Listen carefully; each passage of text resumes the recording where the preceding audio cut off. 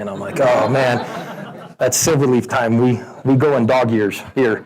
And I apologize, but we need this. We need more of this. We need more interaction together. We need more time together. So the point of what we're going to do today is try to give you a high overview of what we are, where we came from, where we're going, and most importantly, spend time together. Get to know each other a little bit better. Put some names with faces, because as Mike said, we've grown a lot and we're just getting started, but you're the core of what we are and what we're going to be. Out of curiosity, how many have been here longer than 5 years? Did you guys notice that? I think 2 people. Kurt, did you raise your hand? Almost 5. So let's say 3. We'll round up. I'm a sales guy. 3 people have been here for 5 years. How about more than 2 years? Okay, look around. Keep your hands up. 1. So about 15. Yeah, Carrie. Okay.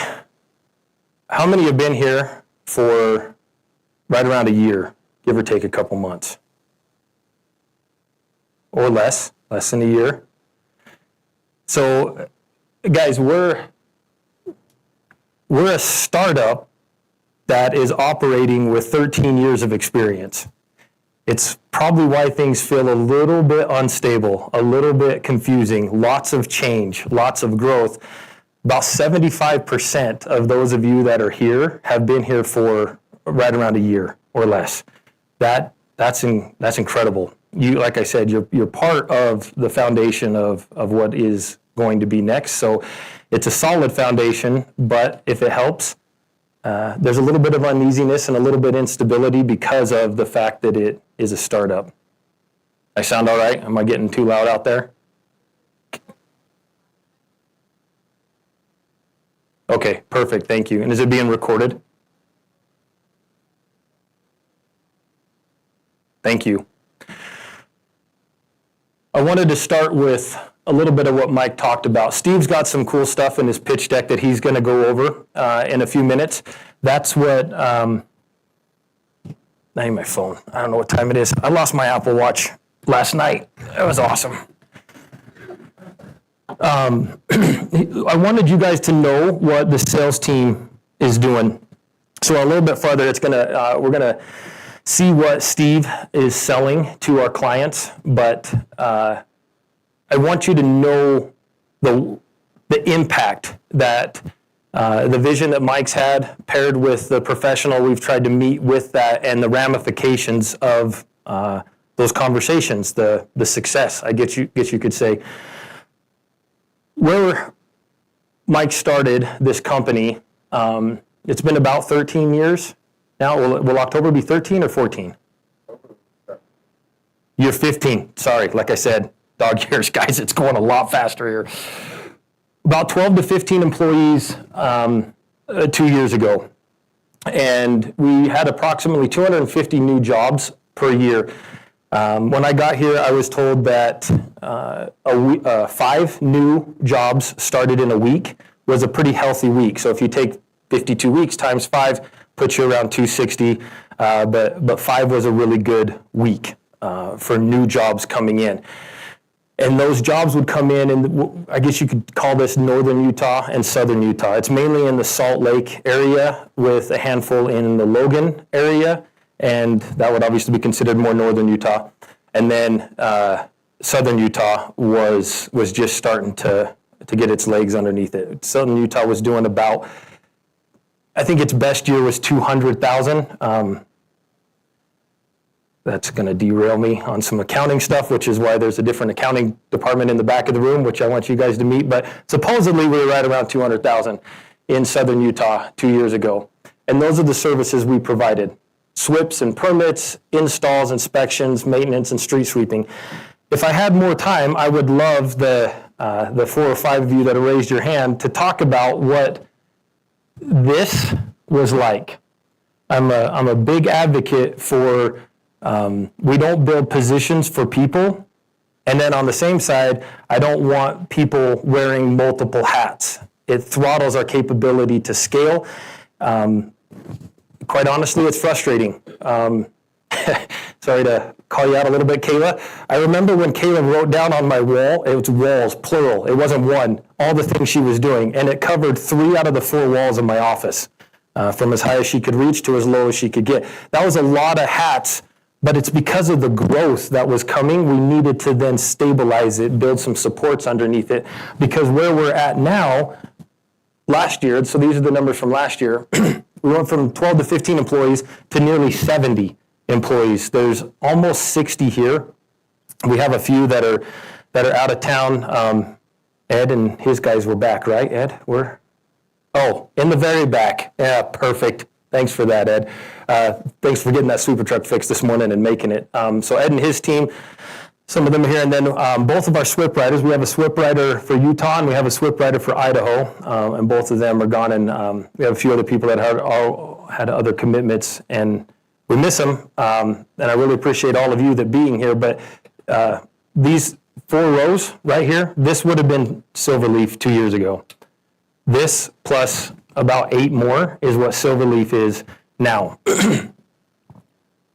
500 new jobs. It was technically 530 something jobs, if I counted correctly, are how many came in last year alone. And we talked about 2 years ago, 5 jobs coming in a week was a pretty healthy week. There are weeks on, it's called Smart Sheets. I'll explain some of that a little bit later. It's PIF. The project info form is what our contractors fill out when they want us to go to work.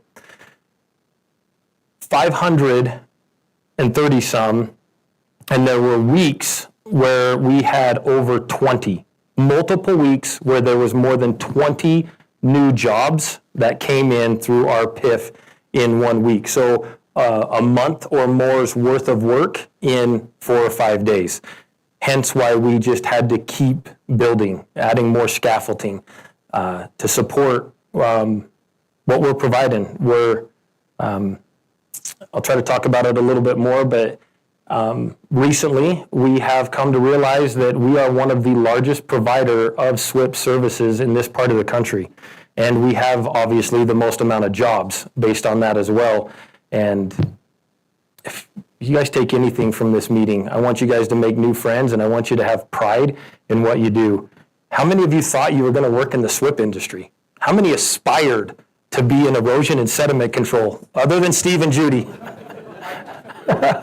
Where's Taylor? Tom and Taylor for sure.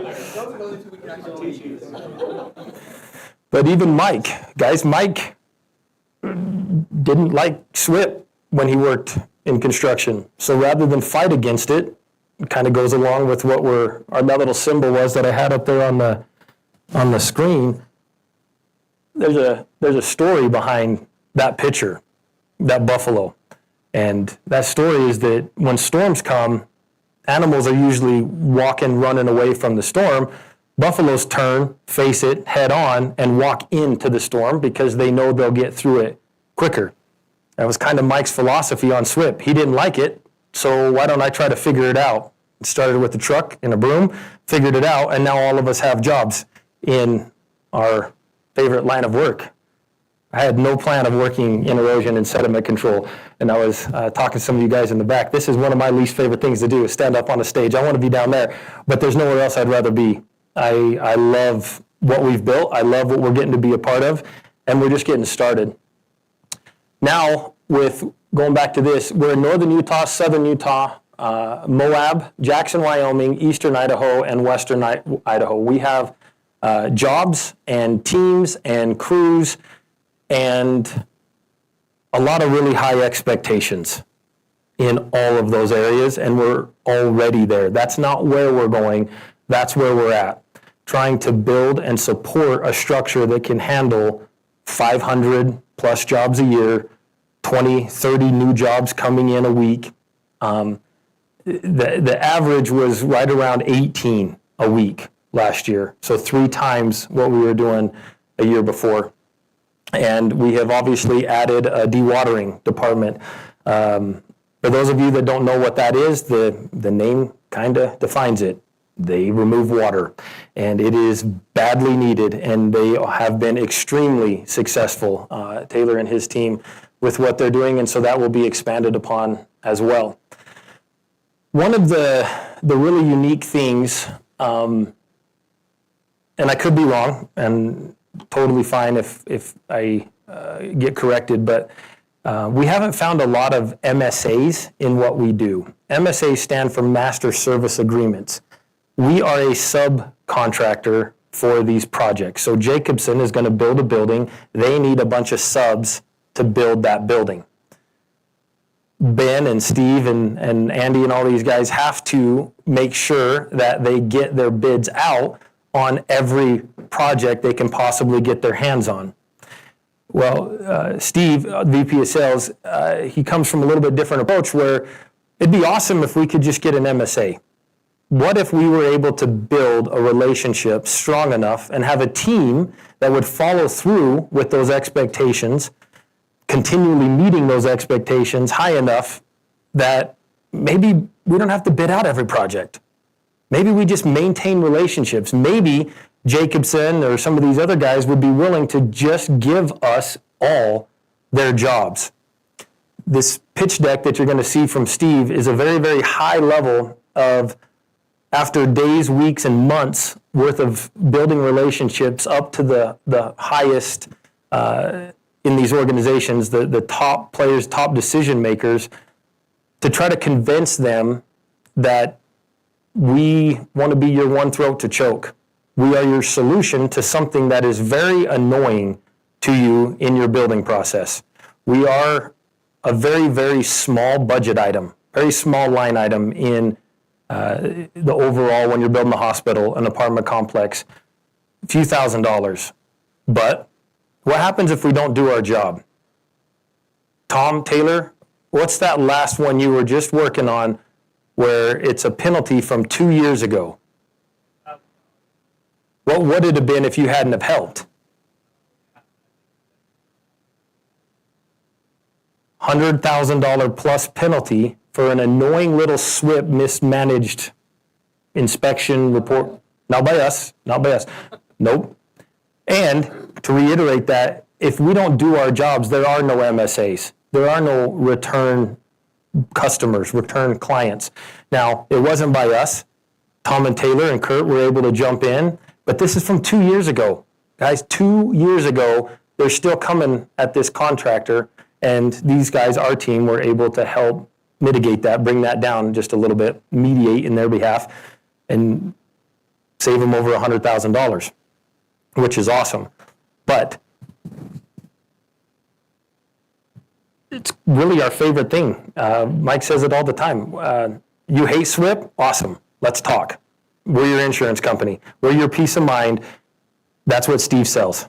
Steve sells peace of mind. Steve sells an assurance that you're not going to have to deal with SWIP. And it's starting to work. We have Big D, D.R. Horton, Visionary, and Richmond and Lennar, 4 fairly large, D.R. Horton is the largest home builder in the country, that all have MSAs with us, which means that they just plug in our numbers. Every new job that gets spun up is ours, which means it's our job to not mess it up. We can't let them down.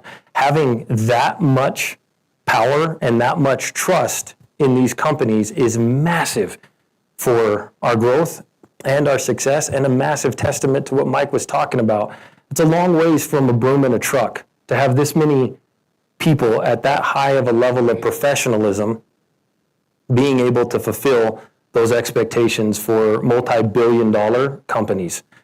I hope you take a lot of pride in that. And it's one of the main reasons why I wanted everybody here to understand why we're making the changes, why we're implementing the change that we are, and the success we're having because of that implementation. I'm going to kick it over to Steve and let him go through a pitch deck real quick, but this is going to be a really long 2 hours, and it's going to be really annoying for me if I just talk the whole time. Any questions so far? Did you not hear my last statement? I want there to be questions. I want you guys to feel comfortable to pull us aside, talk to us one-on-one while we're bowling or whatever. But if it can help the team over the next 30, 45 minutes, be thinking about it. Raise your hand. Who wants to quote rule number 3 for me already? Where's Adam? Just kidding, Adam. Okay, that's all right. Steve, why don't you go ahead and, if this is where you're at, if I hit that button, will that come up, Adam? Yeah, click on the left click. Left?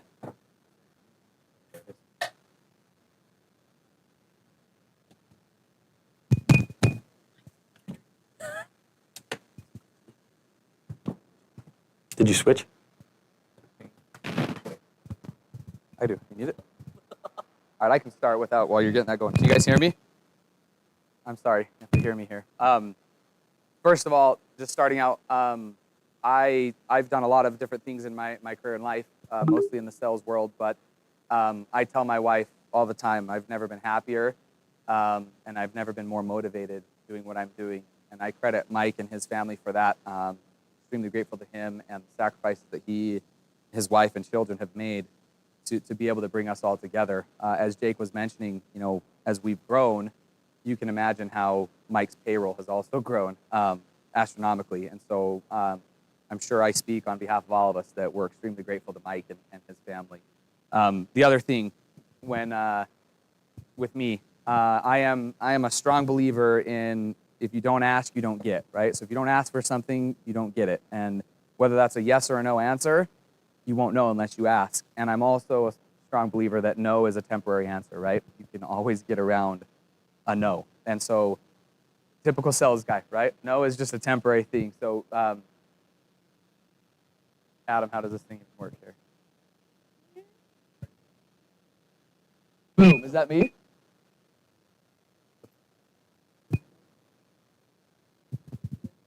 I don't even know.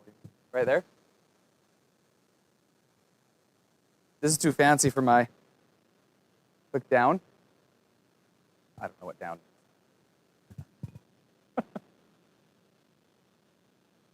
That one's the next slide, right? There you go. Okay, cool. So, first of all, who my sales team? Let's stand up or raise our hands. Who in here is in sales? I'll raise my hand.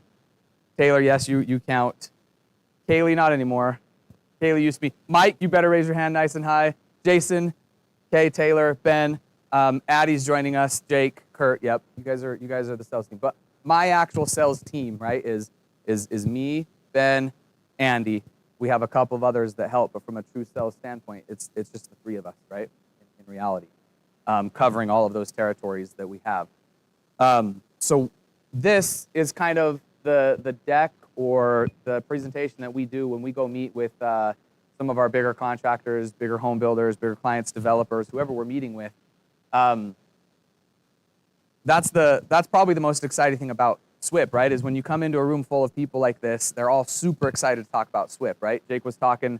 I know in my 3rd grade capsule that I created, what I wanted to be when I grew up, I knew it was SWIP. I always knew it was SWIP.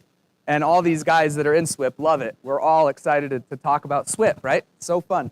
So we'll prepare this for, and it won't have multiple contractors or home builders on here, but we'll prepare it for an individual one, and then we'll go in, present to them. And we're typically presenting to a manager level, and then a lot of times he'll have his whole team, right? Site supers, project managers, estimators in there. The benefit of us trying to present to the VPs and above or the managers and above is that they can then relay all of the information down and out to their teams. Because Big D, for example, they have 4 offices in Utah alone, and in each office there's X amount of PMs and estimators. For us to touch point, for us to get in contact with each and every one of those is an almost impossible task. I could just have Ben do Big D alone, and that would keep him busy. So we start at the kind of VP level and then have them work their way down with us. So this is what it looks like here. I pushed the wrong button, Adam. Down again. Gotcha. There we go. There we go. So Mike mentioned his truck and broom. That is the truck. That is where, right here, where Silverleaf kind of started, is this little pickup truck with brooms and shovels in the back. This is silt fence that he put in by hand and broke his hand doing this. And so we've come a long ways, right? Putting no workers' comp, nothing. Yeah, come a really long ways. So when we think about who we are, where we came from, what we do, this is a really good way to kind of remember, you know, where we came from, our roots, right? And what we have now and our capabilities and being able to be the best that we can be, especially in the Utah and as we grow the Idaho market. Yep. Look at that. That is tight. That is some good silt fence. There's no light coming in underneath it. That is, yeah, huh? I know, yeah. Where's the street sweeping on this, Ed? That looks great. It's really good. So, who was your first customer? I think it was Richmond, right? Yeah, Richmond American Homes. Yep, first customer.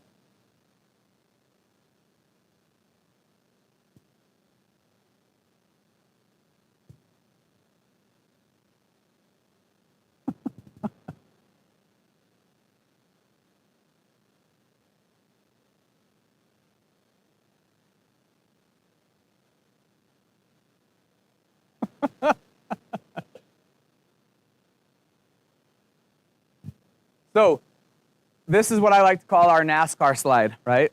If I had a NASCAR, this is what I would want to be on it, right? All of these here. So we have high-level projects specifically that we're on. We have contractors, we have home builders, we have developers, you know, everything, right? The whole gamut here. And our goal is to protect the relationships that we have with these individuals. Real quick, what am I selling? What do I sell? Anybody? Who said that? Services. Okay, services, good. What else? What else do I sell? Peace of mind. Jake said that. Good. Good answer. A resource. Yep. They do, right there. Just a solution. A solution. Okay, let's go even. Huh? Time. Absolutely, time. Okay? Let's go even deeper as I dive into this, right? You guys will see what I'm actually selling, and then I'll ask that again here at the end. So one of the key things to focus on is, this is what we covered a year and a half ago, right when I joined. We kind of put together our Silverleaf standard, and this is one of the main things that we try to focus on and touch on, right? We strive for operational excellence, and that comes from reliability, consistency, trust, pride, service, transparency. Anybody in the company, right? Whether you're filled, whether you're in the office, doesn't matter. We all need to be personally accountable, and we all need to provide the dedicated support, right, at every level that we touch and service our customers at. And that leads us into what do we do? What do we cover? So we are a one-stop shop for the horizontal to vertical phases that our contractors take on. And this one right here, we go into, it kind of shows a good screenshot, but the main slide that I focus on when I'm in front of our customers, contractors, is this one here. What do we do? But also equally, and most importantly, what we don't do, right? Because I know our inspectors, our install maintenance crew, you guys are always getting that, hey, my track out's dirty, my track out's bad, or hey, you guys got to come clean out my concrete washout, right? So we need to know what we do and what we don't do. So on the left-hand side here, this is what we're covering in our meetings. The things that we do, and why they're color-coded is because you could really say that each color combination is a separate company or entity that our contractors would have to hire out in order for them to get a one-stop shop. Thank you. Is it moving around the arrow? Adam, thank you. No, I'm good. Leave it. Leave it. Oh, is that off? Mike is in cell. You know Mike is in cells because if we see a squirrel, it's a squirrel, right? You know, I mean, we're wired that way, so I don't blame you. So each of these colors would be a separate kind of company that you would have to hire. Whereas when you join into the Silverleaf fold, right, and we roll out our services for you, this is everything that we're going to cover. Contractor has a $150,000 to $200,000 fine. We come in and we do what for them? We become the mediators with the regulating authorities, and we handle that and manage that for them and help them drive that down to a $10,000 fine, right? Instead, we're giving them resources like Taylor, like Tom, like Kurt, like Mike. They are getting those resources, right? We provide the engineering. We provide all of the services to do this. BMP installs, right? We have the silt fence, the wattles, the inlet protections, our different types of erosion control and BMPs, signage, BMP maintenance and repair. So the maintenance and repair. When I joined in October of 2021, Silverleaf, we were the only ones doing the maintenance and repair. Others are now bidding it and saying that they can do it, but they're hiring out another sub. And Charlie, I see Charlie shaking his head. They're not really doing it. They're bidding it out, but then they're not performing and doing it. We are, right? We have a full maintenance team. We have an install team. We are doing that. Dewatering, sweeping. So these are all the things that we do, all of the things that we check a box for them, so that really, when I go into a meeting or when Mike goes into a meeting or Ben or Andy, and they're like, hey, we haven't heard from anybody in SWIP. That is music to our ears. That's how it should be, right? We're doing our job. That's what I was just going to say. When Kurt and I go into a room too, when we first start this meeting, if it's a room of site supers, PMs, estimators, the very first question we ask is, who here knows their inspector? When we started doing that, it was very few, and some would kind of put their hand up, others wouldn't. Now, we're getting to where more and more will put their hand up and they'll say, hey, Kira's awesome, Daniel's awesome. You know, they'll start naming names and saying that they're doing a great job. That is awesome. We love hearing that, right? Equally as important, and what we are pushing and telling, especially the managers, VPs, kind of and above, is what we don't do. So we don't manage the concrete washout, don't install it. We do provide the signage for it, but that's it. Toilets, porta potties, trash dumpsters, blowing trash, track out pads, dust control, and construction entrances. We don't do those, right? We are in charge of making sure that these are labeled and mapped correctly. And if there is a lot of track out, whose job is it to make sure that the site super knows about it? Whose job is it? I heard it whispered. Inspectors, right? Whose job is it if the toilets are not 10 feet away from the curb? Whose job is it? Let's hear it loud. Inspectors, right? What if you have a really good what if you have a really good relationship with that site super and you don't want to get him in trouble by creating an action item or something of the sort for him? You guys get in that bind sometimes? Do site supers ask you for favors? Like, hey, don't write me up for it this week. We'll do it. We'll take care of it next week. You can do that. I see some heads shaking yes. Guess what that does to me and my team when you don't do that, and then in between that week or 2 weeks of when you inspect it, the city official, the MS4 comes out and inspects it, and they get written up for a porta potty that's not staked down, or they get written up for concrete washout not being taken care of. Guess who I get a phone call from? The president or the VP. And guess what he's saying? He's like, I cannot have your inspectors be as soft as my site super. You have to write us up for this. You have to do it. No, please. What are we paying you for? That's a hard one. That one hurts. So it's, I know at the site level it can be hard and it can be challenging because you are dealing with the site super that's asking for favors or asking for you to wait or to not do this or to not do that. But I can tell you and I can promise you that at the higher level where we're dealing with and where we're constantly working with them, they are begging us to help and support. And it's funny because in these conversations, we'll all have a laugh because I'll come in and be like, hey, it's funny because Silverleaf truck pulls up to the site and it's like site super and everybody grabs a broom and a shovel and starts to pretend like they're busy cleaning up. They think that we're the police, right? We're not. We're their teammate. We're their partner. We are an extension of their team to help them. We will never write them a fine. We can't, right? We are there to protect them and help them and make sure that those action items are there because if they do get audited, it's important that they're there. Mike. I told you. I told you. It's fun.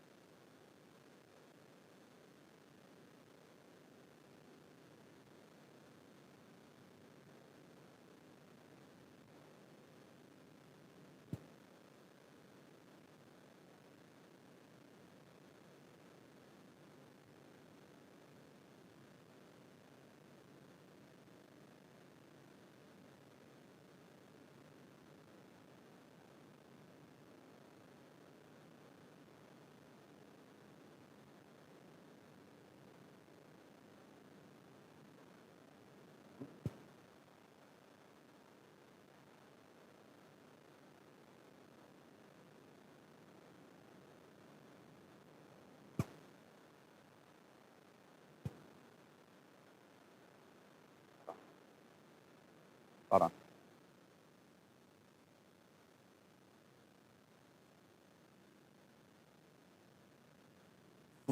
Flip it back. Yeah, oh yeah, reverse psychology. Yes.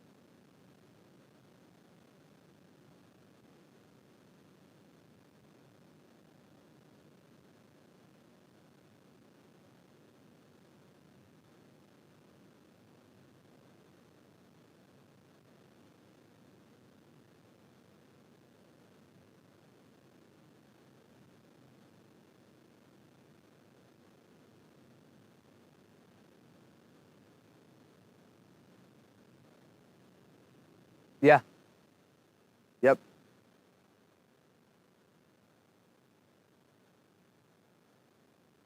Yep. Yep.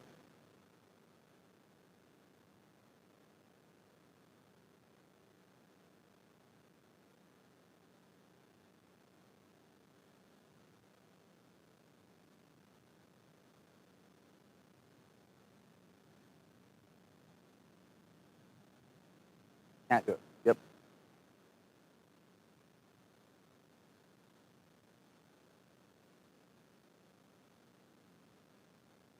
Yep.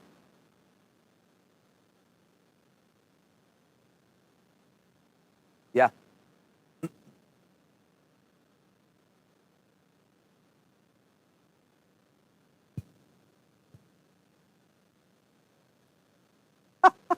Yeah.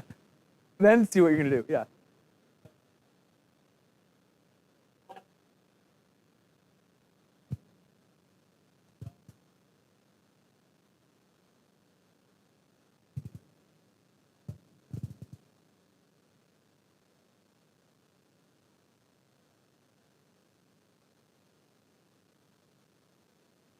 Right.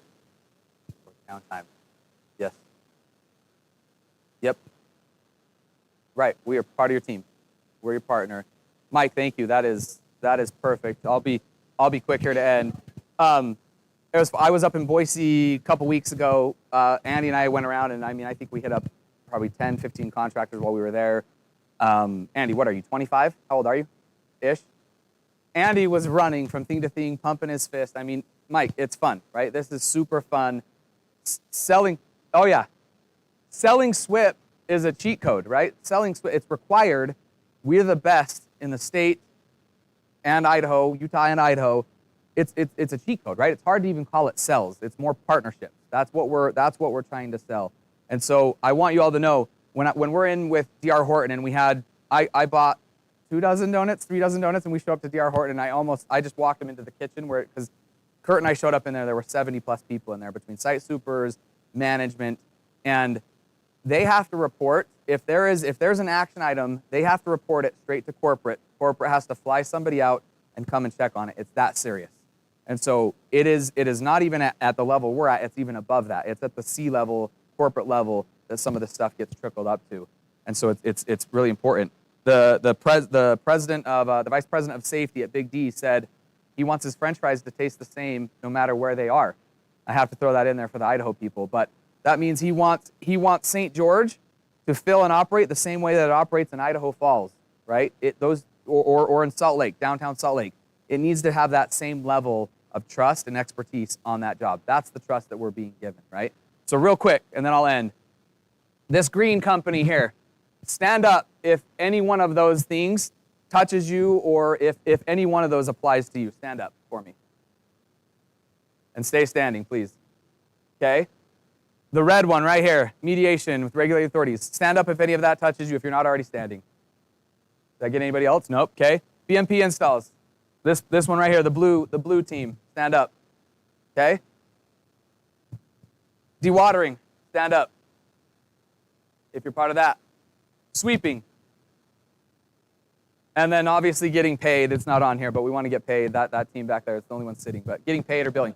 Okay, so my question now. Who is in sales? Who is in sales?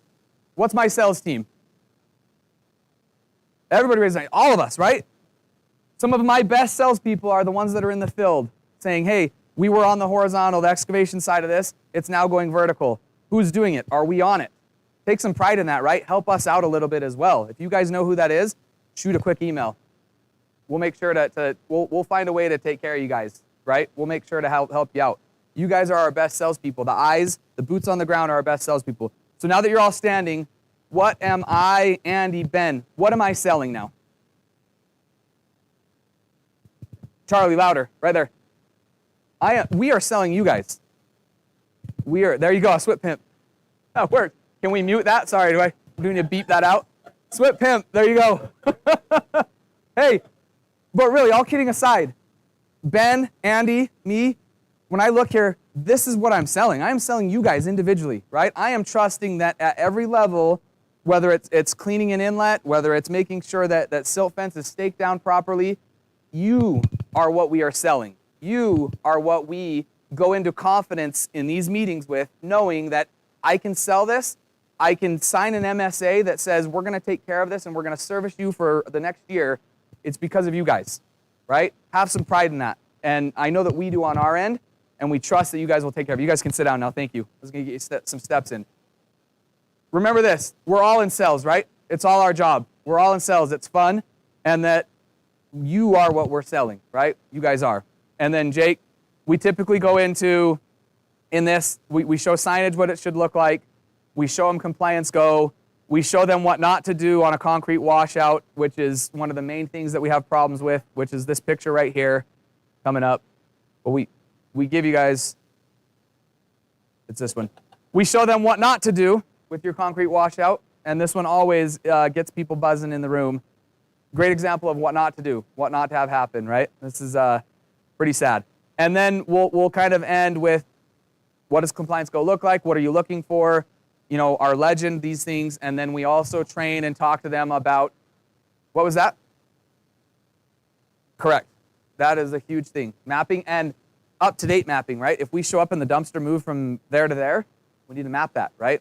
We need to make sure to take care of that. The site super might not care, but guess who's going to care when they come and do a site visit? Corporate is, right? They're going to want to know that it's in the right spot. They're going to want to know that porta potties are staked down and that they're 10 feet away. And then we'll train them on logging and seeing action items, how to close out their action items, because that's another problem, right? The site supers don't really know how to close that out a lot of time, or they'll say that they don't. So once again, right? You guys are all in sales. We're all in sales, and it's fun. It's exciting. I and my team, me, Ben, Andy, and all of us, we are selling you guys. Remember that, right? Remember that, and remember that we're a partner. We're an extension of their team. We need to make sure that we're doing our job and take care of that. And that is it. Any questions for us, for the sales team? Nothing? Nothing? Okay. You guys are awesome. Thank you. Good? Yep.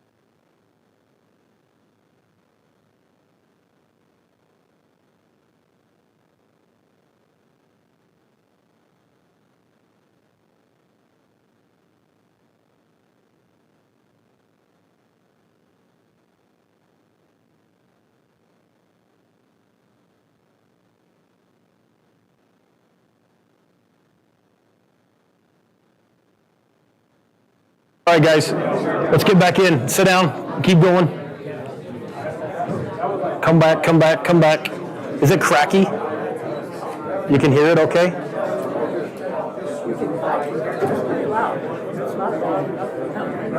That's true. The sad truth.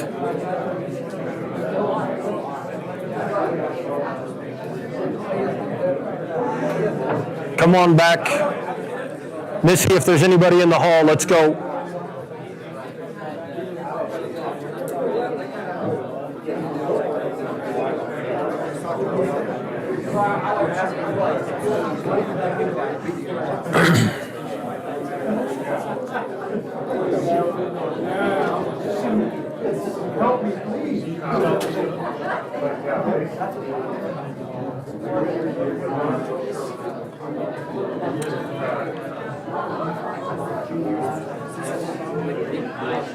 All right, guys, take a seat, please. Take a seat.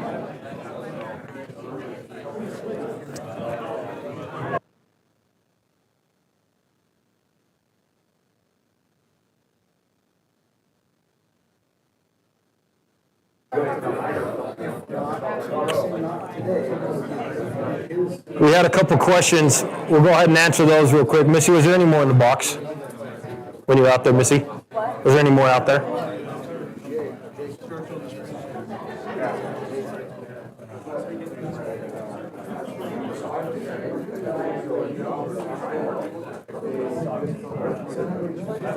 All right. I'm gonna try to be done talking by 11:15, and we have an awesome guy that was willing to volunteer some of his time to chat with us around 11:15. Around 11:30 or 11:45, we will head over to Jack and Jill Bowling Alley, which is about how far away, Adam? 3 minutes. Lunch is going to be served there at that bowling alley at, I can't stand the way I sound. Yeah, it'll be served at noon. And it's not bowling alley.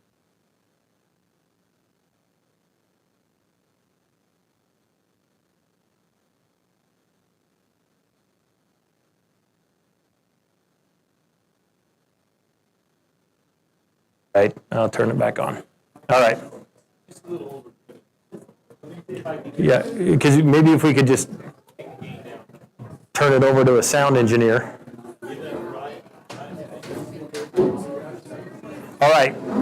So the first question that was dropped in the box, what does SWIP stand for? I'm not answering that question.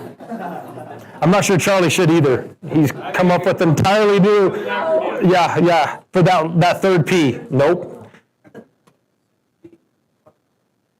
Okay, as funny as that is, it's terrifying me. Somebody raise their hand and tell me what SWIP stands for. Tom. Stormwater, pollution, prevention, plan. For the people in the back. Somebody in the back, say it. Thank you. Okay. Thank you. If there's anybody in here that doesn't know what that is, please come find me at the bowling alley. We're going to have a lot to talk about. Charlie? One thing that I didn't know when I first started this, just kind of out there, is that our drain system doesn't have the same type of protections and treatment that you would like sewage. And so a lot of people feel like they're pushing it down, kind of all flowing to the same deal, and then being treated and sent out into the world. The reason why we exist is because we don't have those protections. It's going down our drain. And where's it ending up? It's getting drained maybe, and then it's shooting out into our streams and our ponds and our rivers. So it's serious. Yeah. Andy? But what's MS4? Yeah. The 4S is Yeah. Anybody? That's a legit tough question. Tom, you've already answered one. You already won your prize for the day, but I am thrilled you know that. Anybody else want to take a shot at what an MS4 means? Separate stormwater. What are the 4 S's then? separate storm I just learned the last three. I heard a niner in there. You're trailing off. Andy?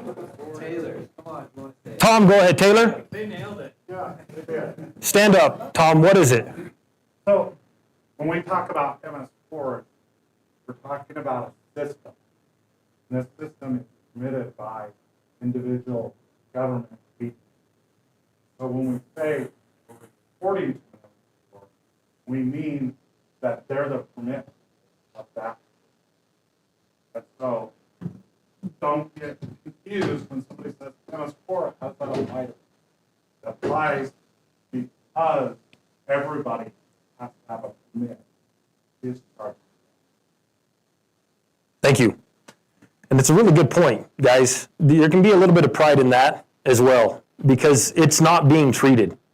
It legitimately is affecting. There's a handful of us I know that spend a lot of time outdoors, and it's disgusting when you show up on the edge of a lake or a river and you see stuff that you know you shouldn't be there. We're helping protect that. The municipality, that's what it stands for, the municipal, oh, I could yell loud. It's the municipality that you're working with, hence the reason the permit that Tom's talking about. But they're separate systems. You'll see manholes that say stormwater or sanitary sewer, and on permit or on plans you'll see SS. That's a sanitary sewer. Stormwater sewer is different, and it's not in the same situation. So the MS4, when you're talking about it, it's actually a permit. It's not a being. It's not someone we're talking about. Not It's- a badge these guys get to it's wear. a permit that a city uses because they have a certain amount of people in that city by population. So when they do that, they have certain regulations they have to apply. They can't run all the stormwater into their sewer system and try to treat everything that's going down the toilet. It's too much. It doesn't work. So it has to be a separate system. Hence the municipal separate stormwater sewer system is an MS4, M4Ss. Thank you. And I will happily admit that before I started working here, I didn't know that. So what do you think the chances are that every one of your site supervisors and contractors you work with knows that this water isn't being treated? I want you guys to feel like professionals. I want you to get the training that builds the confidence that you need to be out there on that site as a partner, working with them, helping them understand the why behind what we're doing and the action items that we're triggering, and that we aren't an MS4. We're not the one that is going to penalize them. We're protecting them, if they'll do what we ask, from the people that can actually bring down those penalties and fines. Taylor. I think it's important too. There's always a bigger fish in the sea. And so those MS4s in the cities have their own reporting that then goes back to the EPA and organizations like that. Who's the So- EPA? Is that Salt Lake City? Yep, that's our environmental protection agency. And so part of the reason why the cities are always looking at sites is because they might end up penalized by that bigger fish in the sea if they're not. And those managing. penalties usually come with 7 digits. That's where they start. Now, hopefully they can work their way down, but millions of dollars worth of fines are not uncommon, and it's not a joke. Andy? Have what's called the 303 list, which is what he's talking about. It's a list of water bodies of the U.S., WOTUS. We'll keep going with acronyms here. That they have to regulate through all kinds of things, from temperature to sediment to bacterium to petroleums to all these things have to be regulated. So these MS4s have these lists that have to go back to the EPA based on the waters of the United States, which is a long story, and Biden's making some problems with it. But We'll table that we'll conversation. table that for another day. Yeah. But these systems, and they're doing a lot more of it, where that you see these parks in these subdivisions that are big deep dishes, and they've got swing sets in them and stuff, and you're like, why is this swing set in a hole? Well, they're making these systems to where these subdivisions have to discharge to their own site. They have to have their own way of getting rid of it, because we're getting so much impervious area in these cities that they can't deal with all the water into one system. So they're dealing with that all the time. So these discharges that you run into sometimes don't go to the waters of the United States, and that's the reason why they're making more and more of it. But when it does, and they discharge into, that's why they have fish alongside your little discharges and your inlets that are there that actually go to some water of the United States at some point in the game. if you got nothing out of the last 3 or 4 minutes, I want you to feel like this is why we don't have any competition. We could have let these guys go for another hour and they would have been just getting started. You are part of the best there is out there right now. And again, we are just getting started. This is not like, hey, we met the top, we're the biggest, we're the baddest in this area. We're just barely getting started. This is why we don't have any competition, though. These are the people that are part of our herd. One of the interesting things that SciSec and the training and stuff that I learned was they'll admit, and we need to also talk to our site supers that we are there to help mitigate and prevent as much sediment going down the drain as we possibly can. But we are not there to stop all of it. We will try. We'll do our very best, but we are trying to screen as much as we can, and they accept the fact that we're not here to just lock every site completely down and make it not possible. There's gonna be some that goes through. So some guys will say, well, that's still failing at some point. That's not 100%, but we're catching 90%, and that's okay right now. When we finally stop, which is part of why we're having this meeting today, with the constant restructure, this is the stuff that we get to build on. We are able to put out fires and start to build on our knowledge base so that you can have more confidence with a lot of these things that these guys are talking about. When you're out there in the field, you're able to have a very professional, impactful conversation with your teammate, these contractors, that then solidifies us as the expert, your relationship moving forward, and just more and more MSAs start happening. We get more and more clients that trust us. This cycle is imperative to our future success. The other question was, where did Silverleaf get its name? All right, this is a good story. I know we're running out of time. You're and okay. I don't want to eat into Bo's time. Who's ever come up with a name for a company or like a band or whatever, right? Like you start thinking, it's a little difficult because you start thinking of like people you don't like, or, oh, that's kind of goofy, or how's that going to be looked at? I started Rocky Mountain SWIP in like 2006. And weird story, I was looking at some bills that I had, and Rocky Mountain Power was there. I was like, oh, that kind of rolls off the tongue kind of easy. Long story short, we let that one go. And I lived on Silverleaf Drive. And it was kind of like, hey, that kind of is environmental without feeling too environmental. There's that edge that you got to decide, am I going to be all in, or does this give us some room to do other things potentially, right? So Silverleaf was just one of those things. Felt like it rolled off. So nothing too great. I was joking with the story. It wasn't too exciting. We lived on Silverleaf Drive. And here we are with Silverleaf SWIP. The logo, I will say, was something that I was really excited about. We picked the logo from this website. And like 2 years into it, we had been, putting it on letterhead and different things. And I was driving down. I was doing a project in Ogden, and I looked up, and there was this addiction recovery billboard that had the logo on there. I was like, wait, that's Silverleaf. No, that's the addiction. So I realized that we all had picked from, a general logo. So Same we better iStock actually website. decide on something that is more for us. Worked with a company, but I was in New York City, and if any of you have been to New York City, I started seeing these leaves all over, manholes, parks, and it was like really cool. So I took pictures, and we kind of worked with a designer, created our own. And I was telling somebody that we're trademarking this. It's kind of in the final stages, but the leaf with the circle will be a trademark that's just kind of ours. So it's kind of cool. That's where it is. Thanks, boss. Was there any others, Missy? Anybody else? I want this to be a good, effective use of everybody's time, so please don't hold back. We've got a couple more hours at a bowling alley as well. All right. I want to talk a little bit on where we're going and why there's been so much change, why there's a lot that has happened in the last little while. To be honest, guys, as most people, I hate being up here. I hate being the only one talking. I want to be down there, just in a group. Let's chat about stuff. And that's where I want to go next. Because it's more important that you guys leave here, in my opinion, feeling more a part of a team, some clearer direction, and some more buy-in. You understand what you're a part of.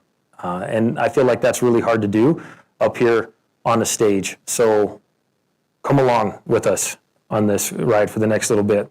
Be a part of this conversation. Don't let the top one scare you.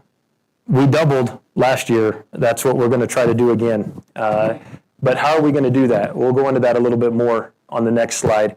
But it's not hard, guys. It's not complicated. There's nothing magical about what needs to happen next. We got to keep doing what we have been doing. That's working. The changes that we've made, it's why I picked a random date is May 19th. It almost killed Kaylee and I to get Guide CX up and running by then. But we're kind of done. We're done with the big changes. We're done, knock on wood, switching out accounting departments, Troy. Are you guys, can you fix that? It's driving me nuts. Can you guys understand my words? All right. I'll just wear earplugs. July 1 is when we're going to start counting the PIFs. Project info form. When a contractor clicks on the link that Ben and Steve and Andy and those guys send out, that's when they are triggering us to go to work. That's caught by Kaylee. At that moment, that's counted as one. So between July 1st and June of next year, we want 1,000. That's the goal. But there's a couple things on here that are a little bit different than this previous slide.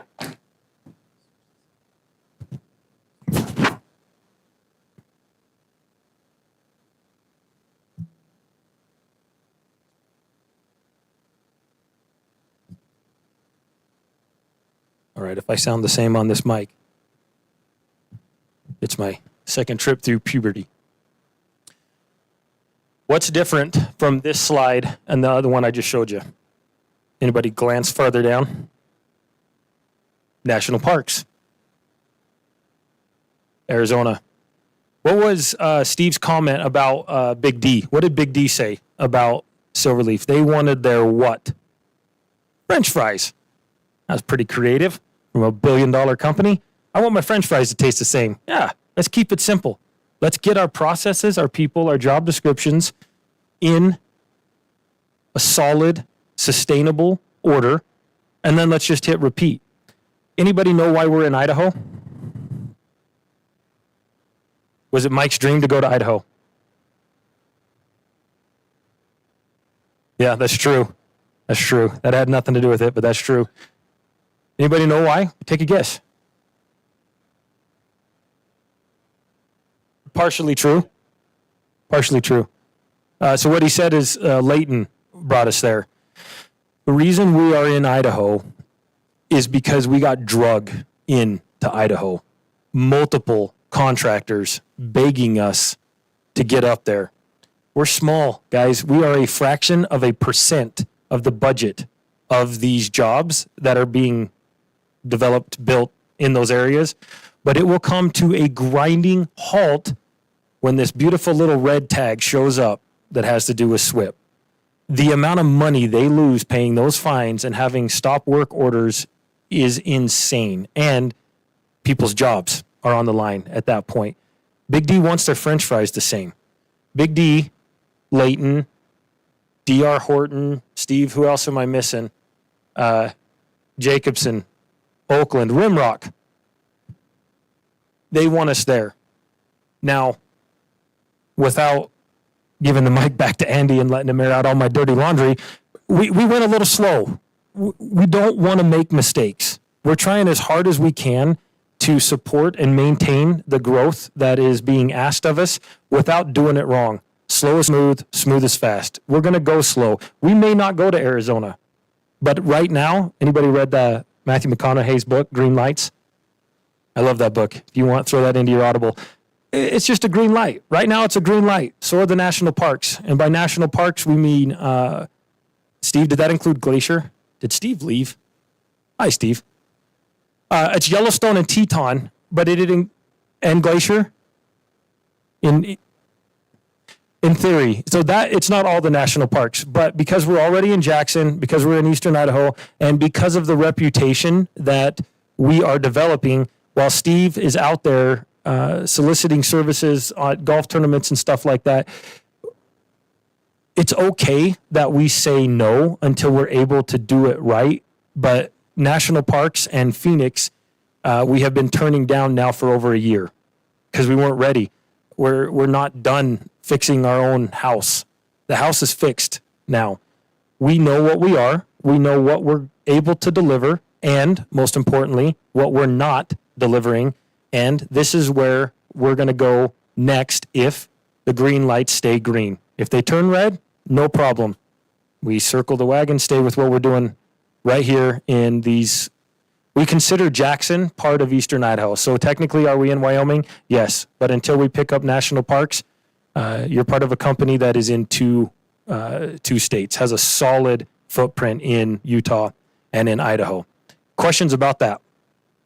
Concerns about that? Bailey, you itch your head. You're going to be up. I'll hand you the microphone. Yeah, exactly. Oh, yeah, Mike.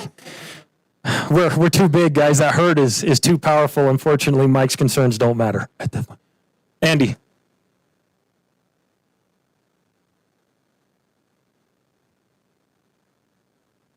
Yep. It's even starting to creep into southern Utah. Again, that's why when you guys have been a part of a lot of the things, what I do, Adam, can you fix that?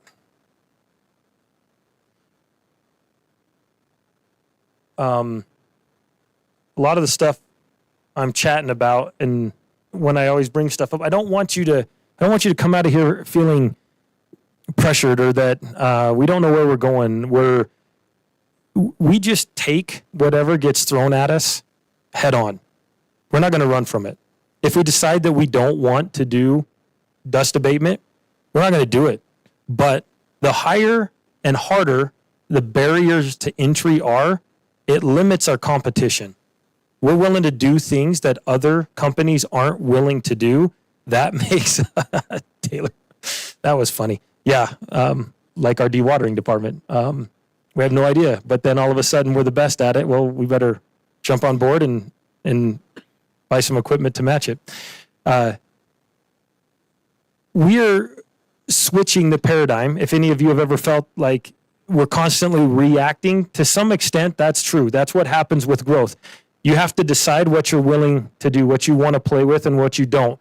That's paradigm is shifting now. We're being very intentional about what we do. We're being very intentional about what we want to become, what we do not want to become, what customers we want to work with, what customers we don't want to work with, what services we're willing to provide, which ones we're not, regions we're going to, territories, products, etc.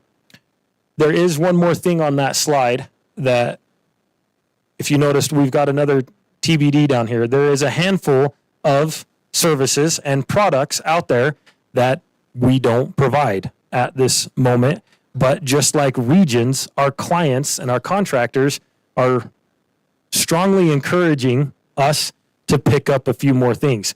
Maybe dust ends up being one of those things. If I don't kill Ed, maybe we go back to another sweeper truck. That's just for later. We'll talk about it, Ed. I'm not saying we have to do it. Maybe we decide we want to do track out pads.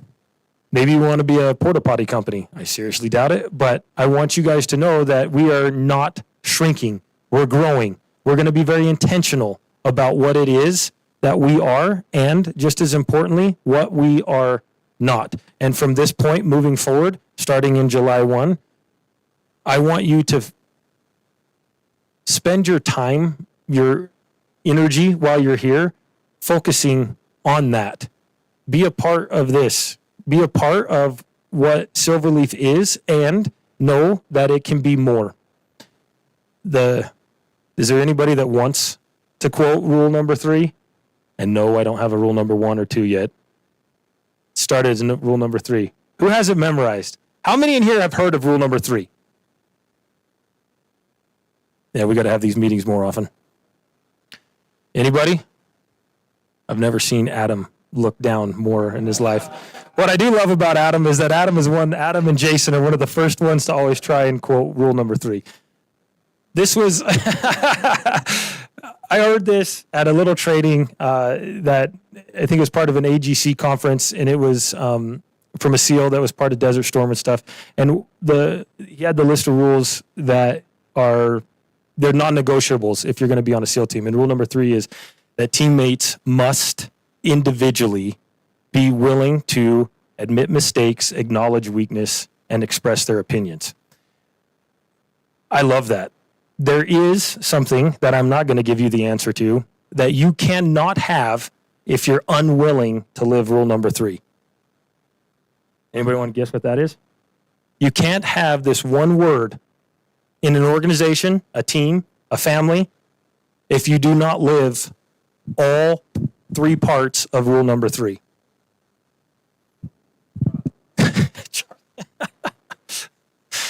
No, the success is one. Job, no, that is not the answer. So, yeah, who said that? Who said that? Bo. Perfect. That's fantastic. That's a perfect segue into letting you go too, as well. We've got a few more minutes. You can't have trust. Think about that. Think about your favorite team you've been on, organizations you've been a part of, the healthiest family units. They're willing to do those 3 things. You're hearing it from the leadership side of Silverleaf that we not only encourage it, but we expect it. I want you to feel comfortable, and I expect that while we're trying to accomplish all of that, that we get there by living rule number 3. I've quoted it now, Jason. You got it in your head? Are you ready to go? I'll start at the beginning. Every word's important. Words matter, buddy. Teammates are individually No, there's an M word. Teammates. must. That's a big part of it. Okay. Teammates must individually admit mistakes, express opinions, and acknowledge weakness. Acknowledge weakness. If you haven't been to the office lately, Adam has went ahead and taken it upon himself to print that off and post it all over the house. Yeah, a lot of good that did. Thanks for waiting the ink. Okay, for the last few minutes, I'm not joking about not wanting to be up here all on my own. So, how do we accomplish those goals? What's confusing to you guys right now? Does anybody have a clue how that process that Steve had everybody stand up. There was 12, 15, 20 people 2 years ago.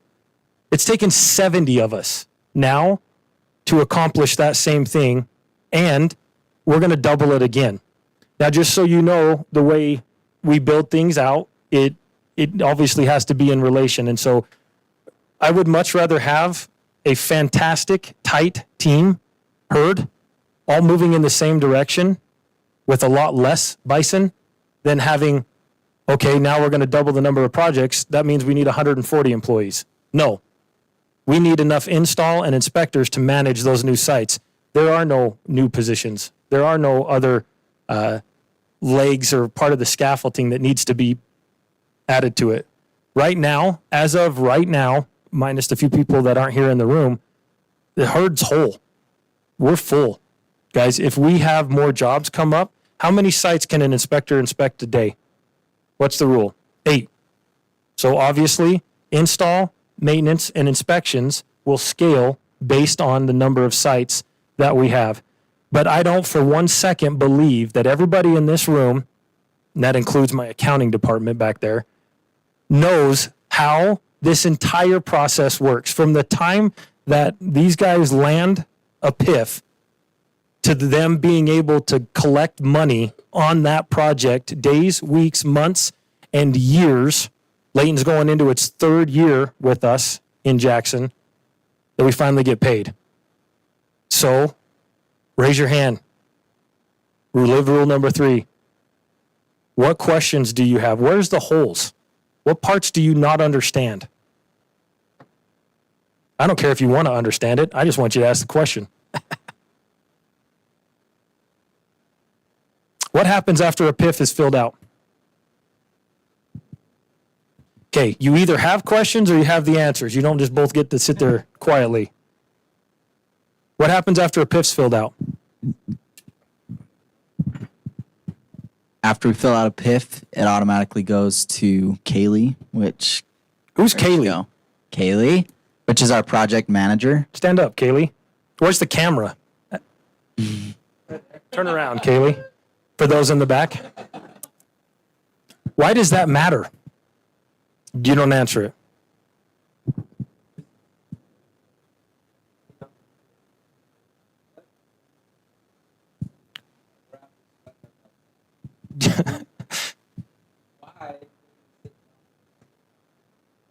And hey, just so you guys know, I've seen Kaylee sweat.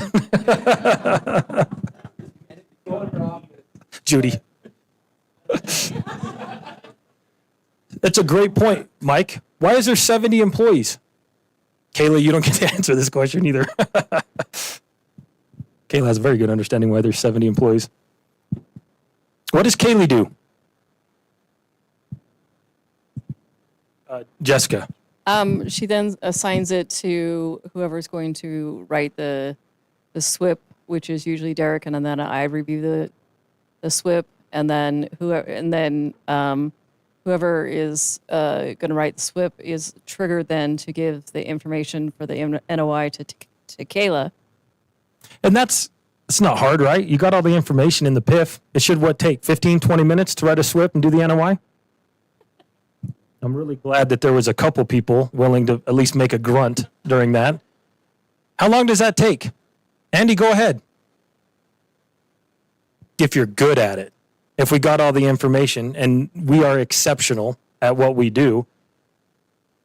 Kayla, how many times on average do you think it takes an effort on your part to just get the client, the contractor, to sign the NOI? I think that's what takes the most time. It takes them a couple days at least to actually sign off on everything.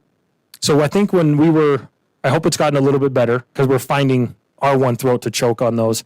But if I remember correctly, it was about 3 times. So if you can imagine 700 jobs, that we have 736 planes in the air right now. Is that right, Kaylee? That's how many jobs we're actively working right now. Every one of those had to have an NOI, and every one of those has to have a renewal on those NOIs. So take 700 times an average of 3 times of being pinged by Kayla just to get that stupid document signed. So that you guys out there in the field that need to be following up with that sign to see if those permits are active, compliant, etc.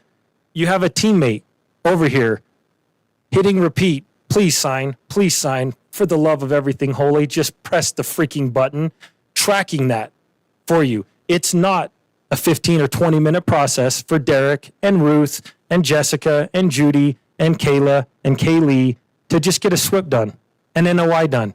It takes constant, relentless effort to get a freaking document on the back of a SWIP sign. And I'm going to pipe in real quick. I got a microphone. It's dangerous. All right. It can't start. Andy already hit on this. The job cannot start until that NOI is done and done right. And everybody thinks you can just pencil whip it and say, oh, guys, I've been my own worst enemy. From the start of Silverleaf, we've spawned off 3 little competitors. Okay? This is why we don't have competition. Look around. We have really, really professional people that understand what it takes to do it and do it right. We're dealing with the largest projects in the state of Idaho and Utah with the largest contractors. These are billion. I wish I could do the Trump. Billion. My kids can do it so good. Billion-dollar companies, multiple billion-dollar companies that are trusting us. So I don't want to get stuck in the weeds. We have broken down every process to like as far down as it can go and said, okay, how do we make this easier?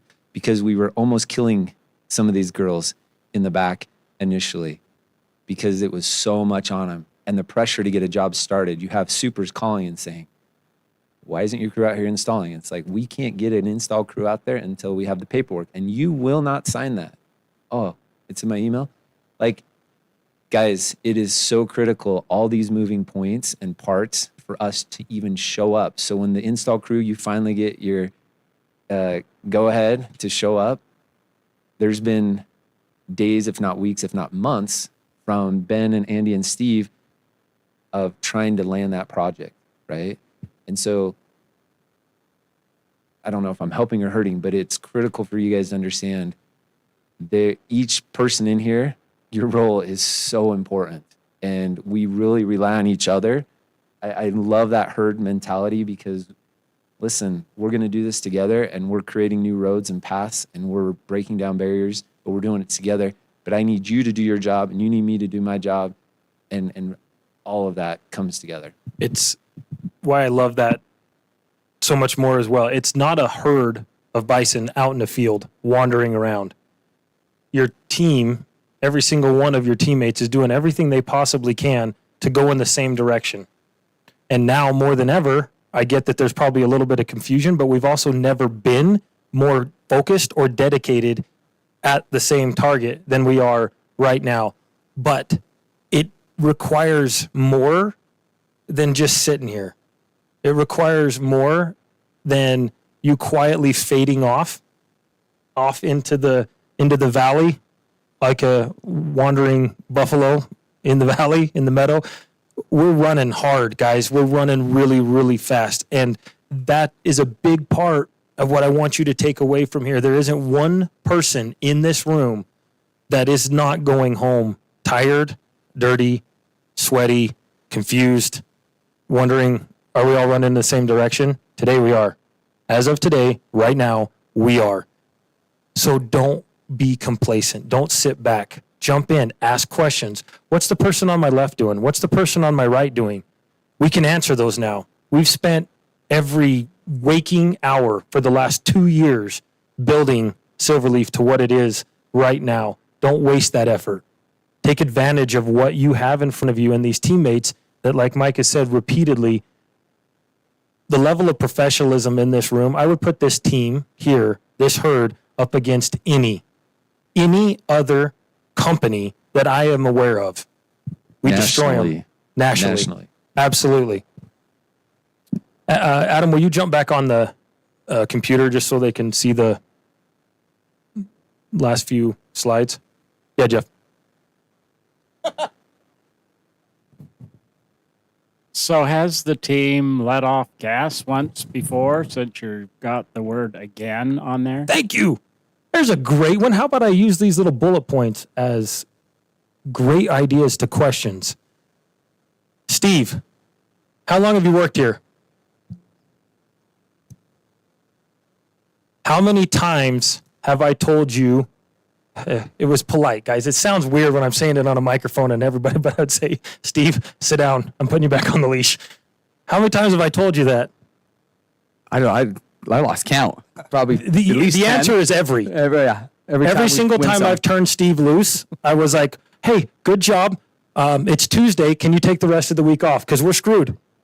There's no way we're going to be able to handle what you just brought in. That's what he is, though. He's a hunter. That's why he's in the role that he is in. So we're not letting off the gas again. When did that start, Steve, for you? I told you, April 7th? May, it was right in April. Yeah. Right after spring break. April 10th is what it was. April 10th, that's what it was. I told him that I would have my stuff together by April 10th and that I was never benching Steve or his team again. That's what it means that we're not letting off the gas. I would have him put down the pedal a little bit, and then he'd come back with an MSA for D.R. Horton. And we went from one D.R. Horton site to 27. I can't scale that out effectively. I have no desire to set you guys up to fail. We have to do it methodically and correctly so thanks for your work building up to that Tuesday. I need you to take a break for the next couple days because it's going to take me months to be able to build up the team to be able to support what one MSA does. That's done. To answer your question, Jeff, I'm never benching Steve again. Steve will go until Mike says we've had enough. And Jason's next. When Steve sets these up, it's Jason's job to go knock them down. Every single one of you that stood up with installs and maintenance and inspections, you're following through on those commitments. I've known Jason for a little while. Again, there's not a lot of us in here that ever aspired to be in SWIP and erosion and sediment control, so we're all learning. I don't live in extremes, so I'm fully aware that we're going to make mistakes. And Think about the we're gonna- next generation, though, guys. We are inspiring generations now. That's it. One reason why I have all the confidence in the world in Jason in that role is because I've never seen Jason fail. I have seen Jason work himself to death because he's unwilling to let other people down. If he feels like he's letting Steve down, he just works harder. If for some reason Steve feels like Jason is catching up to him, we won't see Steve again. He's gone. He'll be lost for 3 or 4 months, and we'll come back with tons and tons of jobs to bury his teammate because that's his job, to make sure that Jason's well never runs dry. And then Jason's job is to make sure that what Steve is selling is fulfilled. And then that cycle just continues over and over and over. Mike? Tell me about the technology. What are we implementing? Adam, will you throw up HubSpot? See, right there, guys, look at that. That's easy. That's all we do. That little, follow that arrow to that arrow, should be fine. No big deal. We don't need 70 employees. Just so you know, with the number of jobs that we brought in last year and the amount of work associated with those jobs are, there's another acronym for it, but I'm only in SWIP acronyms now. We should be right around 86 employees. And we have room to take on more jobs with the little less than 70 that we have right now. Again, testament to your level of professionalism, and it's why we would rather pay you guys more to do better work than thin out the herd. That's HubSpot. That makes a lot of sense to a few people. Everybody else, it's okay that looks like hieroglyphs. That's what Steve, Ben, Andy, a few other people manage on a daily basis. That's HubSpot. That's our CRM. If you scroll back and forth, like Bid and Piff sent over there, there's 1,068 closed won. You can filter this out by the number of days, months, years that you want to put on there for the closed one. But if you look across the top, you have 3 or 4 people managing literally thousands of planes that are up in the air that they're trying to get to land so that all the rest of us have a job. That's what they're trying to keep organized, following up on. And another reason why we love MSAs. MSAs aren't in there anymore. MSAs just land in our PIF, which show them that. What do you got?